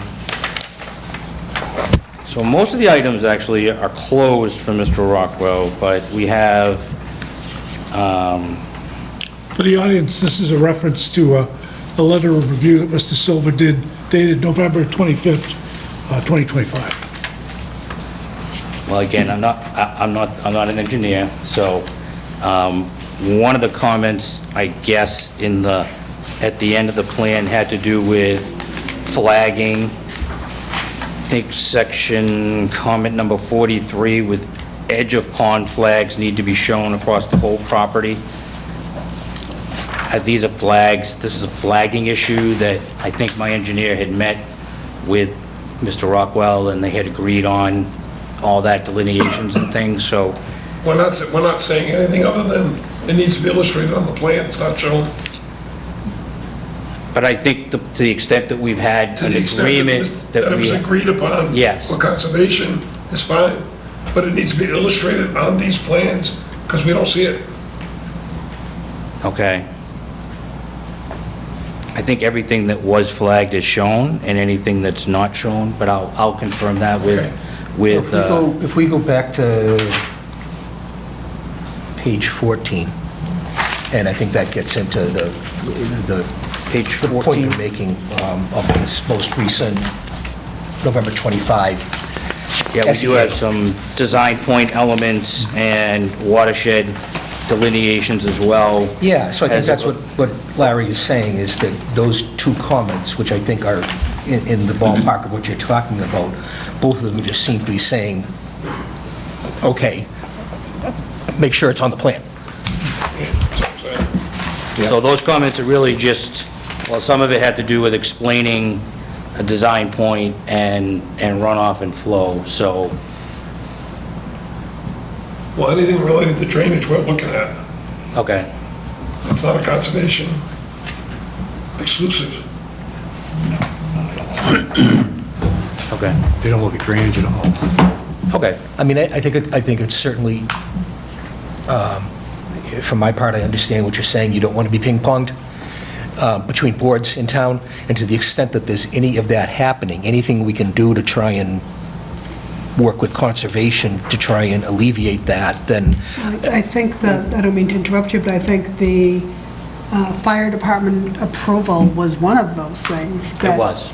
Was why It was. conservation sent it back. Yes, that was one. So now Yeah. that's been resolved. Yeah, So I mean, that was a, that was one. Well, we hadn't got this report till the 26th of November, so, yeah, so I guess my only point is that again, for my part, I don't think an applicant should necessarily have to be trying to navigate multiple boards where you might be seeing conflicts. So to the extent that you think you might see that happening, then please bring it to our attention, and we can do what we can to address it. Yes.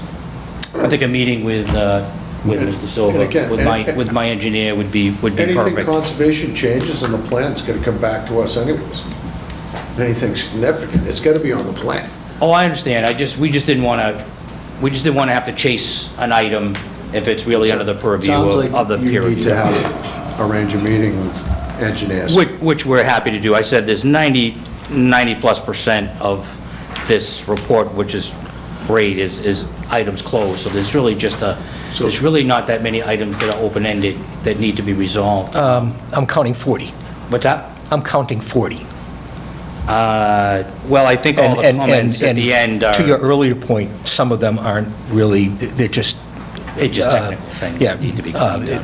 They're not difficult things to resolve. No, But just they're not missing on the plan. But they're not closed. Yep. So... No, I understand, that's why we need to, we're hoping for February. 40 is a lot. I'm sorry. And 40 is a pretty significant number to the extent that, say for the sake of argument, 10 or 15 or 20 of those are trivial to close. Right. And let's just close them up. Yep, absolutely. Yeah, a lot of it could already been done just by going into the plans and making those notations on the plans that were missing. So that's not the issue. Just a couple of things that, the larger issues related to design points and the test pitting and some soil samples, we just want an opportunity to talk to Mr. Silver about. So I think we should have an opportunity, if we can set that up sooner than later, before the holiday, and then we can hopefully get the plans back to the board for the February meeting. That would be okay with us. Thanks for preparing us, Rick. You're welcome. One other point, if I might. So, stormwater management, Larry, we have an erosion and sediment control plan that has been submitted.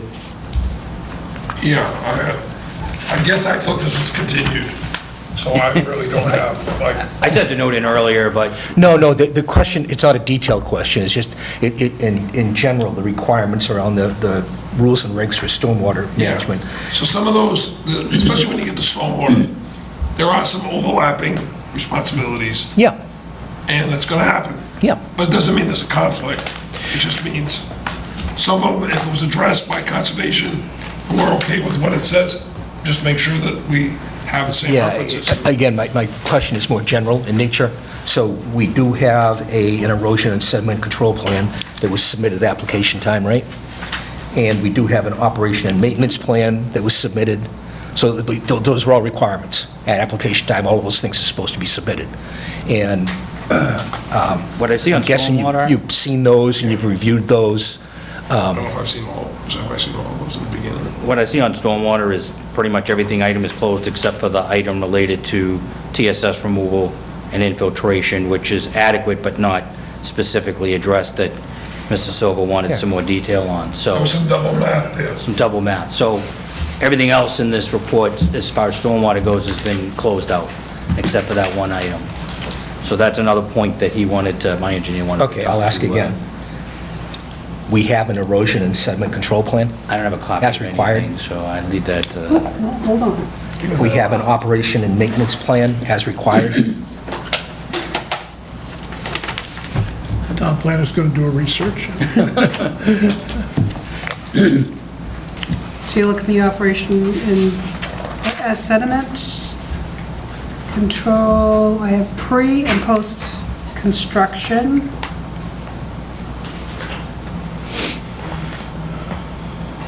Yeah, the operation and maintenance I plan. do have the operation and maintenance plan. Okay, and that requires that we have names and addresses of people responsible for operation and maintenance, persons responsible for financing, maintenance and emergency repairs, a maintenance schedule that includes routine inspection, and all of these things become particularly important for this parcel or this property, given all of the concerns around stormwater and water tables and... Yep, it's a beautiful David, site. that was that original.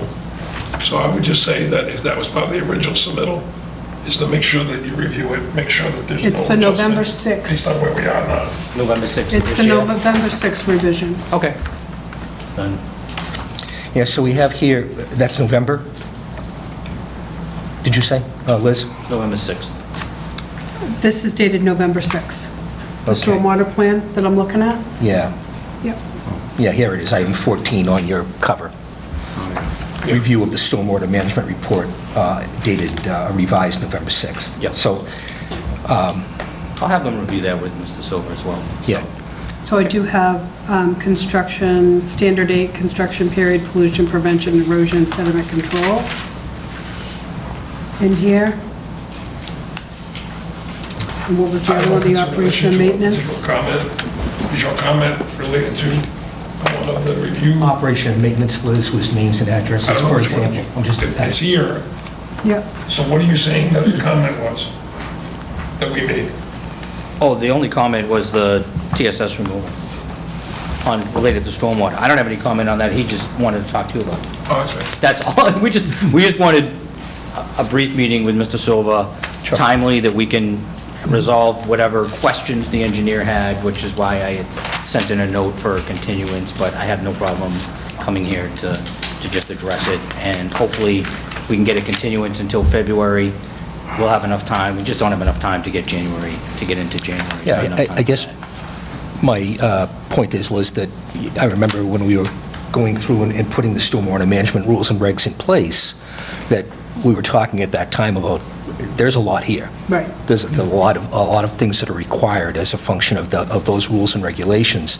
And we may have even talked at one time about trying to develop a checklist to make sure that all of those things were submitted. And some of them, I think, are important considerations, particularly for this plan, given where it is and location and situation. So, operation and maintenance plans, for example, become Yep. very important. Yep, and I think we also do have some crossover with conservation on that, too. Right, but you guys are the stormwater permitting authority, and that's Right. where that information lies. So- Right. So, a lot of folks came out, obviously, for this continuance tonight, and we'd like to recognize you. We can't really ask you for comments because the proponent is asking for a continuance until the February 2nd meeting. So, yes, I have a question. sure. All right. And could you give your name and address, please? Sure, we're going to become best friends by the end of this. Elise McMenamin, 9 Hunts Pond Lane. So I think that it's a little disrespectful that we weren't giving sufficient notice about a continuance, because I obviously have much better things to do with my time, and disrespectful that the builders didn't show up. I want to address the ping pong across the Conservation Committee and the Planning Board, because I don't think that he's representing it as to be truthful as what the Conservation Committee said. Back in May, they had said, there's no point of continuing with us until you go to the Planning Board, because if you get approved at the Planning Board and come back and we have issues, you'll just have to go back to planning. So I think Conservation was doing a very good job of trying to guide them. But at the May 25th meeting, they had strongly suggested to scale back the project to 2 houses. That has not been done. And then they brought us all back out here in September. They didn't address most of the comments, and now we're back here again. So we're just continuing to go on, and they're not addressing the comments. I've spent some time going through Mr. Silva's detailed report, and there were some comments in there that I found quite concerning, is that one of their comments back saying, oh, well, to address the beaver habitat and everything, we will put a 50-foot no disturb zone. And then when I go to the plans and I look at it, there's no 50-foot no disturb zone. And even in the 25 and 35 no disturb zone, their little squiggle of proposed tree removement is in those zones. And then I know it might be unorthodox, but I wanted to hire my own peer reviewer because I'm obviously not an expert in this area. But when I look at the plans, there's a 100-foot buffer, which originally I think they suggested 200 because of the pond and the beavers. But it looks like Lot 3 is in the 100-foot buffer. And it looks like the 100-foot buffer goes across their cul-de-sac and into Lot 1. And so it could be my inexperience in not knowing how to read plans, but I find that concerning as an abutting neighbor. And so while it might be unorthodox, I would like the opportunity to have our own peer reviewer so that neighbors that are severely concerned about the drainage of stormwater is addressed.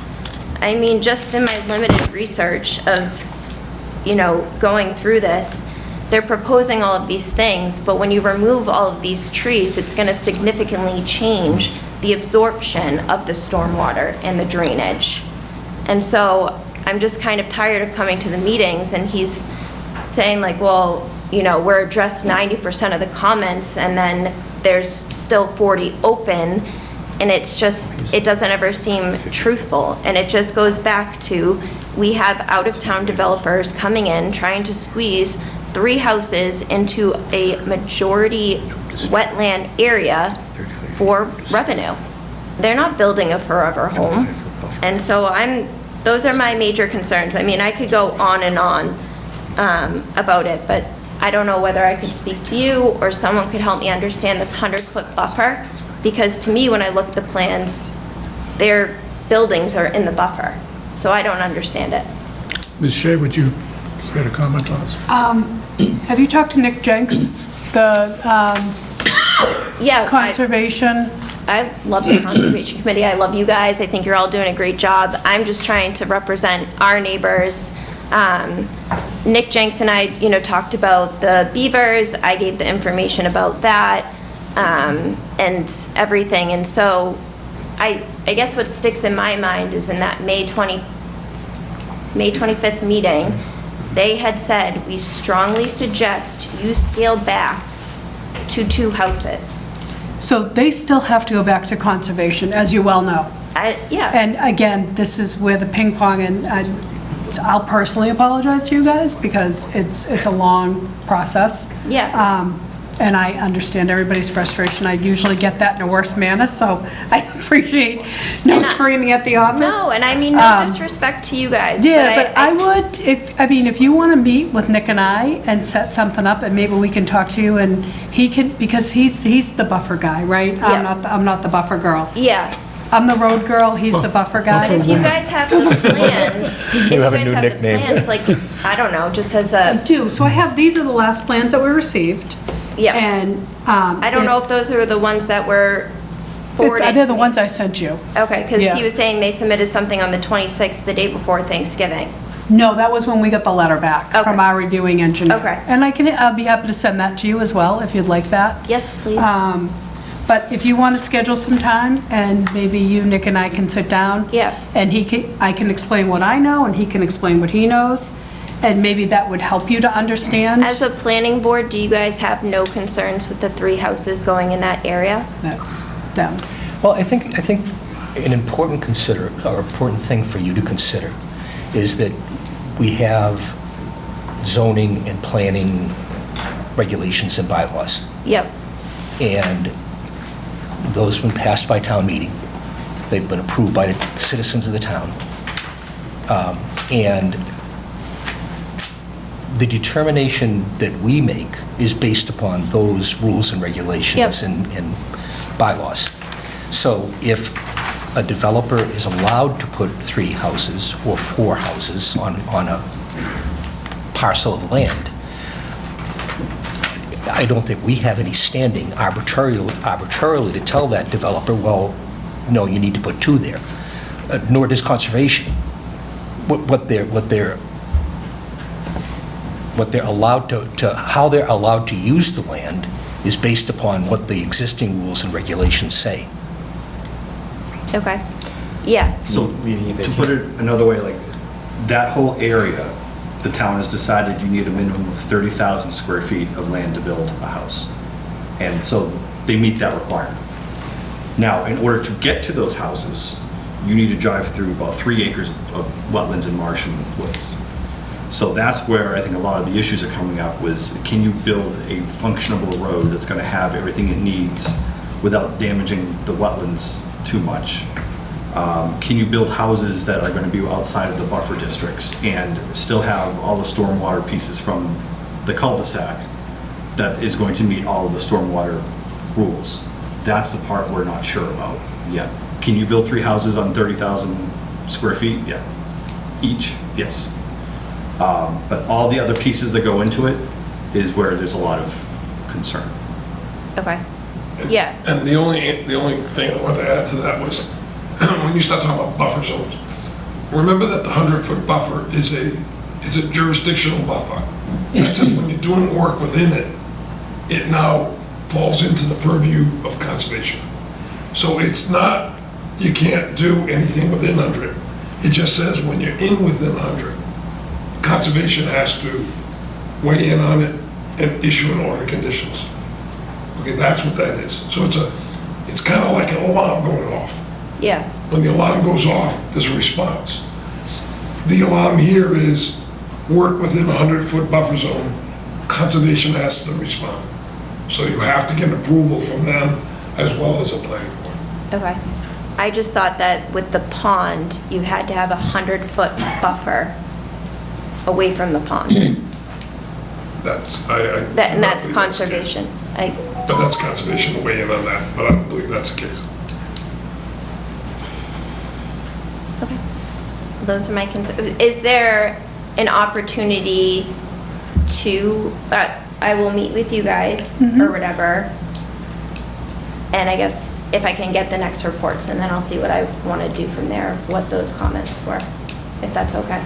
But I appreciate you guys entertaining. Yep, and I'll answering. send that to you tomorrow, and I'll ask you for a couple of dates that you're available, and Nick and I can work with you to get some time together and look at the plans, and he can explain what he can explain. Again, I'm not an engineer, but we'll give it a whirl. Neither am I, but Right. I think there's just, we already saw impacts to flooding when the houses went in, when they sold the farm off. And so it's just going to continue to happen to my neighbors, and I don't know. Yeah, no, you're Doing a great job. perfectly right to ask for. Thank you for Ask entertaining me questions. as always. One point I do want to follow up with on what you just said. Sorry, I missed your name. Elise. No, I mean, sorry, Oh, the sorry. consultant. I missed your name. Attorney Rubin. I think one fair point that she brought multiple fair points, but one in particular is, my feeling is that every meeting we have in this project, someone isn't here that can't answer questions. So whether it's an engineer or an architect or an attorney or the owner or someone, there's always some piece missing. And this is now going on a year of hearings regarding this project. I would strongly, strongly encourage you to have everybody at the next meeting so that we can make some definitive action and discussion about this. I appreciate that comment. The issue that I keep having is, and it happened with conservation as well, again, we got our comments back literally not even a week ago, and our first opportunity, this is Wednesday before Thanksgiving, we didn't have an opportunity to talk about this as a group until Monday, which is today, which is the actual meeting. After we had the discussion, I reached out to Ms. Shea and said, I think we should continue the meeting, and the response was, well, it's a public hearing, you should. The response was, it's a public hearing. I Right. anticipate the abutters will be there. Right. Somebody So- should attend the Okay. meeting. So, again, we're trying to, we would have preferred not to come and preferred not to have neighbors come to a meeting that wasn't going to be productive, but we came because we thought that was the right thing to do. We're not trying to waste people's time. I would prefer not to be here. That's not my client's paying me to be here to basically have essentially an unproductive meeting, but I'm kind of caught in between right there at this particular point. To some extent, we So- probably are as well. Yeah, and... There's public I'm- meeting laws. Yeah, and I'm not, we're just here to, I'm just trying to illuminate what the circumstances are, and, we tried hard, just so the board knows, we tried really hard to get our materials in well in advance. on this particular circumstance, but it took us almost a month to meet with the fire department, almost a month from September, and then we didn't get approval for the road until the end of October. And so we have time deadlines to meet. We can't prepare drafts and complete work. We're not going to waste our time developing a subdivision plan if we don't have that information. So we needed that crucial piece. We tried to get that done as quickly as we could. So it took us a month and a half, almost 2 months, to get a final approval of the road with the hydrant location and everything else. And now we're at the end of October, and we're going to miss deadlines. We're going to be up against it. And so we did our development.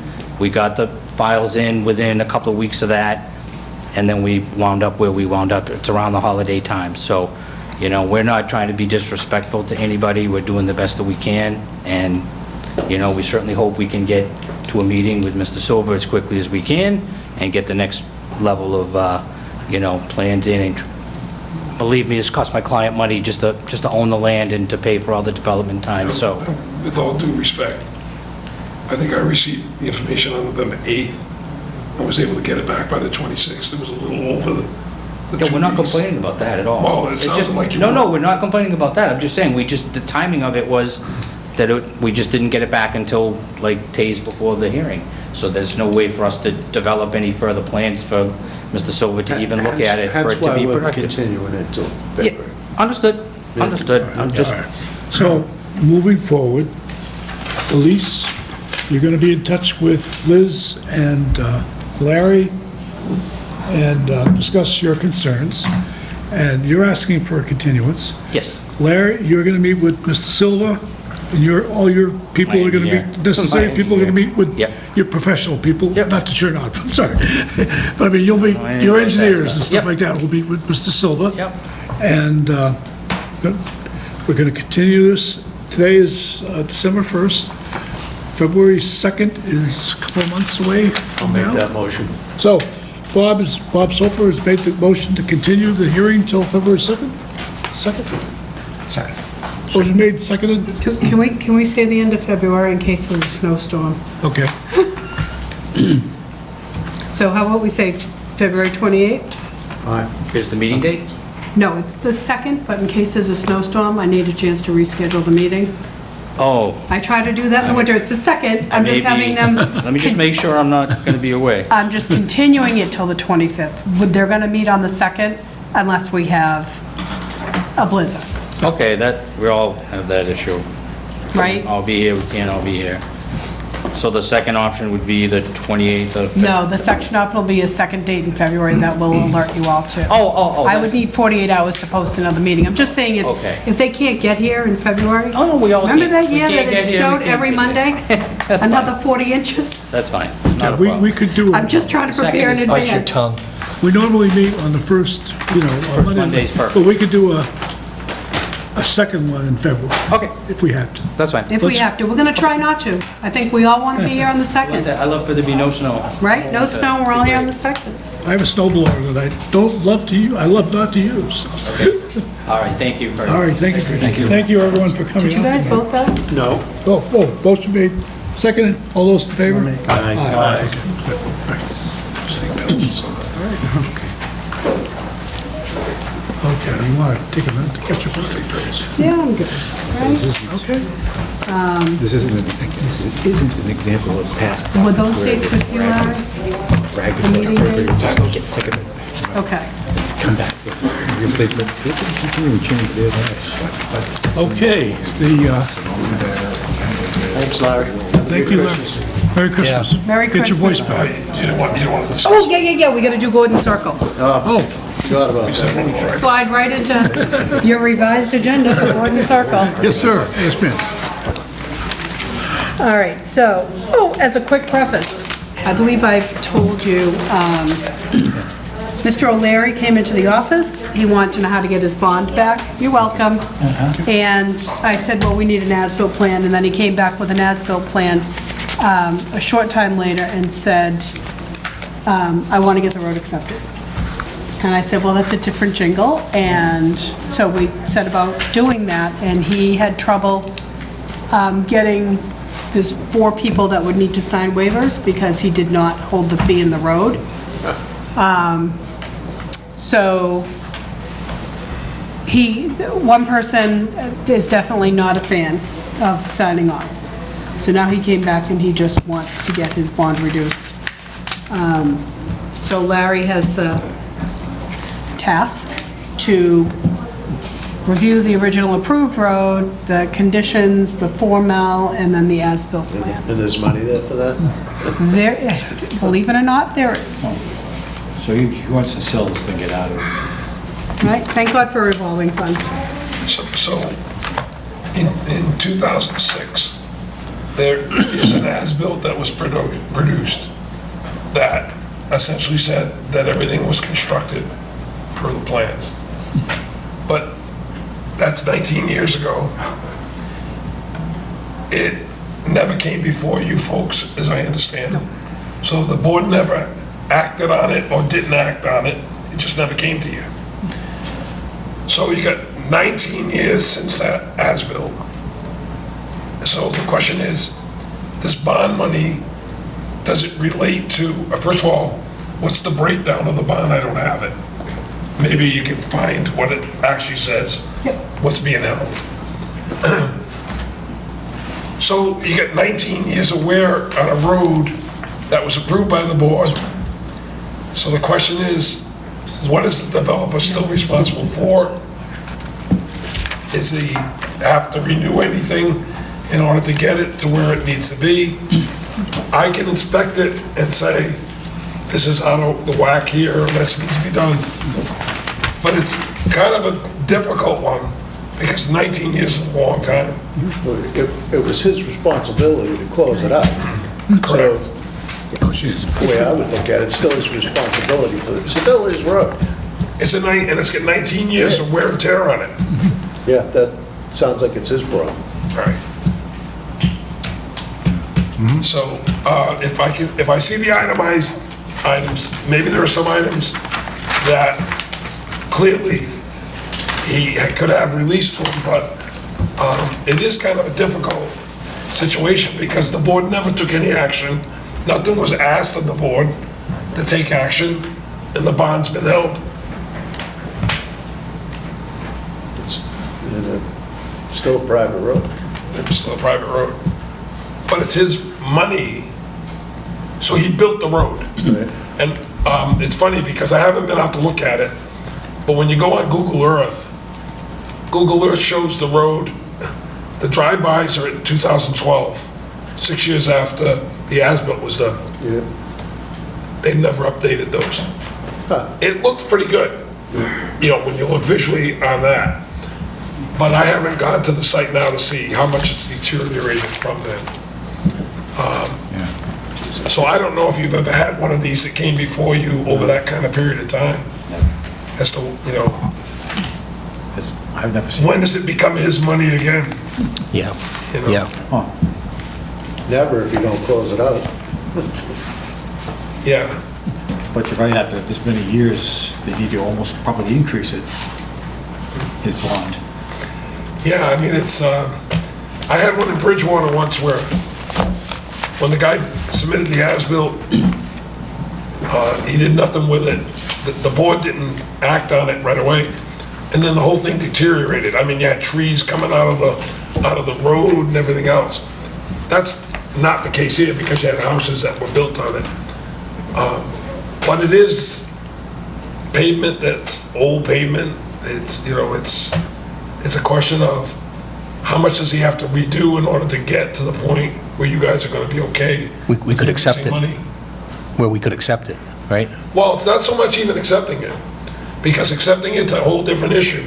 Yeah, But you're holding his construction money. right, right. So you might get to the point where you release a lot of the surety that he had. But I think the issue of going to acceptance, I think you're really far from that. So he doesn't want to get it accepted? He doesn't want to anyway. He doesn't want to. No. I don't know how the No, former because owners feel. he's got an owner he didn't reserve the fee in the road, So he's got no interest in it. his attorney sent waivers saying the town was taking it by eminent domain, which is a completely different issue. But he's got one person that's not signing off on that. Okay. So he just said, his attorney said to me that we're not going to pursue a roadway acceptance, but he does want to get his surety released. Yeah, under normal circumstances, I would have thought that the two issues were related to the extent that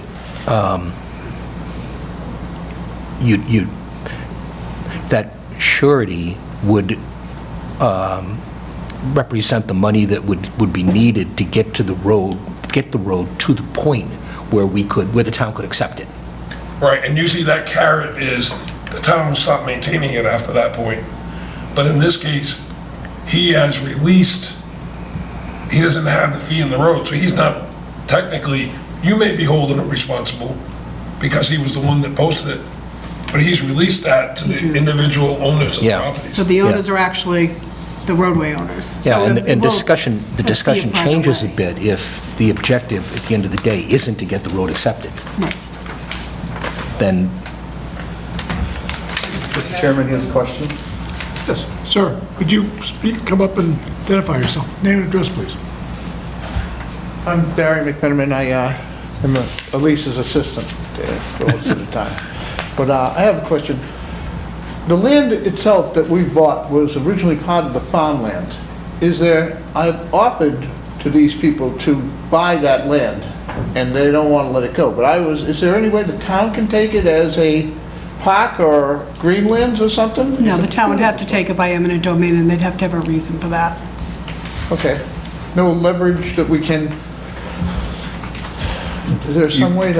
You can go, prevent them you from can go, doing it? you can go to the select board and ask if they'd be willing to entertain an idea of taking the land by eminent domain, possibly using community preservation money to do so, because there is money. But it's private land. But you right? can still take it from I know you natural can, but resource it's protection. privately owned land that they would have substantial rights.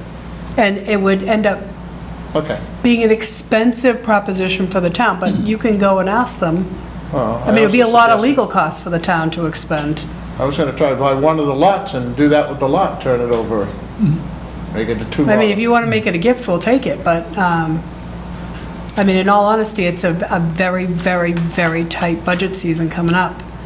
And although CPA money, you're right, is available to purchase land, the whole eminent domain taking, when they're moving forward to try to build 3 houses, might be a bit expensive for the town legally. But you can go talk to the town manager or talk to the Board of Selectmen and see what they have. Are we back on 45 limits? We are. Yeah, we are. How did we manage that? Considering we already continued it till February. I'm just asking for the meeting was closed. Directions. Is there something else I can do? Is there another way to move? Well, I mean, unfortunately, they've moved on to another agenda item, that's the problem. That's what he's offering. Yeah. Okay. He's got a price, I'm sure. Mr. Chairman, can I bring up a couple topics for the next meeting? Well, could we do that after the... Yeah, can we do Mr. O'Leary first, so I Yep. can... Yeah, Oh, I'm sorry, I thought we were done with that part. okay. Okay. So, direction from the board at this point, I mean, I can go out, look at it, I can tell you the condition it's in, report back to you at that point. And My feeling is, it's not like it's a huge surety. right. It's 60 grand we're holding. Yeah. 60? I mean, the good thing for his part, it's not a well-traveled street, so hopefully it's still in decent shape. As far as I'm concerned, that's his problem.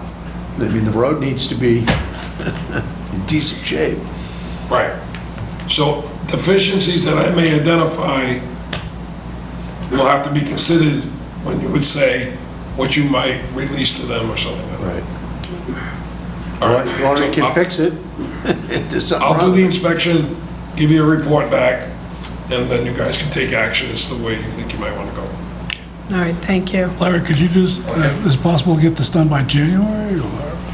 I'm going to do this before snow flies, that's for sure. Yeah, I mean, there's No real rush to it. He's asked for the surety, but I Yep. mean, it's been 20 years, I'm not sure what the If latest it waits till the forecast is, spring, but that it's- might be tomorrow.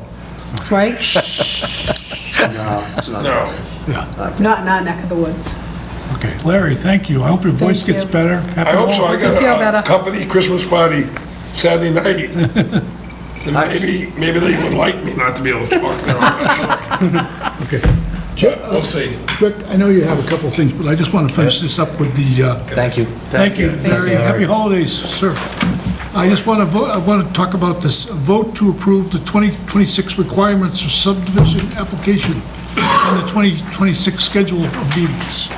So, Ms. So, Shea. Kevin, thank you very much. Kevin went through the torturous calendar exercise. So I think the only question we have for you guys is August 14th or August 20? No. Nope, 9/8 or 9/14. Nope, neither of those. We're not meeting. Those were the filing deadlines. So either September 8th or September 14th, because I think the first day is Labor Day. That Monday is Labor Day, so, and then Is there another? I think the 8th, the selectmen will meet, so we might have to be in a different room. But they'll be 25 minutes, so we can meet after them. Well, we're actually, oh yeah, we They could, might be because they early. meet at If they 5. meet at 5 o'clock, we can still meet at 6. I can hear Mr. Soper telling me, Mr. Chairman, speed up Or the we meeting. could do it on Tuesday night, the 9th. We can schedule it for 5:30, we can still make the meeting. So, and how was July? Was July okay? But July, yeah, July was July 6th. So normally that can be a problem. So what's your, I don't care. pick your poison for September? The 14th. The 14th, or we could do the 9th, which is a Tuesday. 14th's a great day. Is that your birthday? No. My birthday's in August. Maybe we'll make it your birthday. There'll be a cake. Right. All right, the 14th, is that the general consensus? Yes. Okay, thank you. Okay, we've got that. So, One other note, is it possible just to amend this document? So when we say briefly, a site plan application must include yada, yada, yada, yada, that we also refer to the complete list that's in the bylaws, just refer back?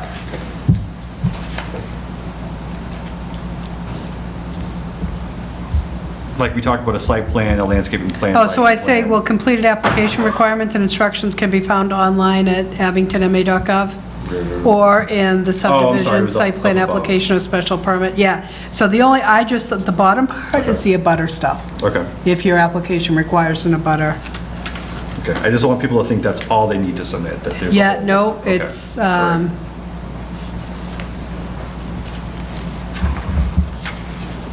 all right, put that there. Thank you. Okay. all right, so we need to vote on, to approve this, right? Yes, the Okay. schedules, the two So would schedules. someone make, the Motion other made. schedule, the other schedule is the meeting dates, so Motion made. to approve both the requirements for application submission and the Abington Planning Board's schedule of meeting for 2026. Motion made. Bob has made this motion, Second. Rick has made this second. Motion made, seconded, all those in favor? Aye. Aye. Anything else to talk about tonight? So I think Mr. Collins wanted to add some agenda Oh, yes. items. Yes, sir. Things I feel like we need updates on, but I will wholeheartedly defer to the board if we actually do. So for instance, I'd love an update on our water situation. I know that they took back the water that had been sitting aside for 100 Railroad, and they've been making some other improvements, but I still don't have a sense of how much water is actually available that's unallocated at this point. So, one, I'd love just to have a conversation with Crystal Cameron if she can come in, or her deputy. If they have to send something via email, that's fine, but I'd love just to figure out what the situation is. Another one is, I think we're overdue for an update on Union Point, but I don't know if that would be, if the select board would insist that that goes through them. So it does go to them because it's their representative, so. But I would love to have an update just in terms of where things stand with planning. I think they're doing a couple updates on their upcoming meeting. The legislature just did a whole thing about housing. They did, we're lifting the cap on housing for the place. there's efforts to get water there faster. I would love an update. I didn't realize that about the residential. Yeah, they just lifted the cap on residential, so that's like a big. If it's okay with the chairman, would it be all right if I just reached out to the Board of Selectmen or the town manager and see what information he could share? Who's the Abington rep on the board now? It's Andy Burbine. Andy Burbank. Okay, cool. I believe, don't hold me to that, I believe it's him. I would be interested in an update from DPW on some intersection updates, such as, I think they're looking to do something to Adams and Washington, as well as 123 and 18. I know that's a state project that they're It working is, on. they have, the only information they have on that is on the website. Somebody called and asked me, so that's why I do know that off the top of my But I didn't head. know if there's any other intersection updates that anybody would be interested in. You know, I haven't seen the agenda for the Old Colony Planning Council Joint Transportation Committee meeting, which is going to be this Thursday at noon. Yeah. But I'll look up the agenda for that, looking forward to, and see if there's anything for Abington on that. Okay. All right? Would you say Adams and Washington? Adams and Washington. Okay. That's an interesting intersection. Yeah, I mean, it's very, just An tee it off. intersection's horrible. Yeah. But Cross it it's every day. really, I know the last JTC really meeting. not up to us to, I know No, the last JTC meeting, Joint Transportation, Mr. Acronym here, I think they discussed several Abington projects, so. Yeah. Did we ever get an as-built for Whale Street, For, the apartment building they just? yes, Oh, we did. and it was approved and we released the surety and they got occupancy. Okay. You guys don't see the as-built plans. What ends up happening is they come in, I send them off to the engineer gives a thumbs up, thumbs down, anything that needs to be done. If the changes need to be made, that gets done, and sometimes that's happening with occupancy. It sometimes depends on who's downstairs, but then you guys vote to release the surety once an as-built has been approved. Okay. Do we want to try to prod anybody getting Crabtree accepted for town meeting this year? Getting what? Crabtree good extension? luck. So, was it my understanding that He was going to do all the work for him. they were gonna do the work for him the last time he was here? Those developments. To do both, Crabtree and, The new what's the name of the So street? I will tell you, I did receive an email last Monday from Mr. Spath, and he wanted to get on this agenda for another bond reduction. I didn't even know where Dave was. I was making a leap that he was still in Maine, and I would have had to have that information on Tuesday to get it in the packet out to you guys because of the holiday schedule. So I did say that was not, the timeline for that wasn't feasible. I do believe that they will come back in January to do that. So I don't know if that's, you want to have that conversation with them, and I can make it an agenda item of, if they ask for the bond reduction / discussion on Crabtree and McHugh, if that is a flavor for everybody. That's the way he led us to believe, that he was gonna do all the work for him, and I think it's his best interest, considering the way everything went down there. Right, I think where it And I gets think that's why he's problematic is he looking to doesn't do it. own it, so I don't I'd know like that to he can ask for it to I be know. accepted. I think that's where it gets complicated. I know.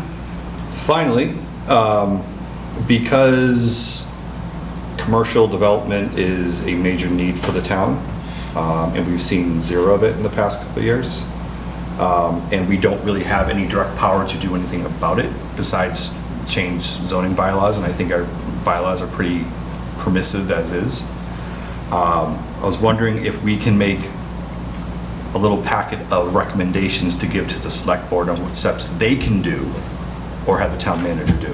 We have some thoughts. Such as tax incentive districts for, areas along 18 or 123, heavier outreach to Metro South and some other advertising groups. I just read an article that says the town of Hingham literally is sending letters to Hanover business owners saying, hey, our tax rate is lower than Hanover, why don't you come move to Hingham? Wow. So ours is lower than Hanover as well, and we have a lot of traffic in this town. So, can we do something like this? What can we do to get on the state register in terms of some of the spaces that we have for development parcels? Some of those types of things that we can at least give to the select board and say, as the executive board, these are things you can do to help. And Kevin compiled a list of the vacant properties in the town. So I also think our economic development page went live. Yeah. We were waiting, so. Good. I just checked with Ken, I'm like, did that go live? We were waiting. So we're still poking away at some of that stuff, but yes, Kevin did do the list of undeveloped properties, that's on there. Awesome. Thank you. Links to OCPC, I think Metro. South or South Shore Chamber of Commerce. Because they started a dashboard and they came out and interviewed us, so I think, I'm not sure that information is live yet, but, so we did do that. They told me they would reach out to me if, when it's live, and that was a while ago. Yeah, we haven't So heard yet. I have to But yeah, they finally were supposed to. They came down and spent a reach out to couple them hours again. with us talking about stuff. But I think if we could put our collective heads together and come up with 4 or 5 things that we can suggest, we can at least do our part. So maybe in February, we'll Can't hurt. pull All some right, so if I ideas together. put that on the agenda as a discussion item, and then you guys can get stuff back to me in February for another conversation? Okay. So that's your homework. Okay. All right, gentlemen, thank you. Rick, I know, I'm getting the high sign here. Would someone like to make a motion? I would love to make that motion. Second? Second? Absolutely. Motion made, seconded. All those in favor? Aye. Happy holidays, everyone watching. Go Pats. Go Pats. Yeah, Right? forgot that's on.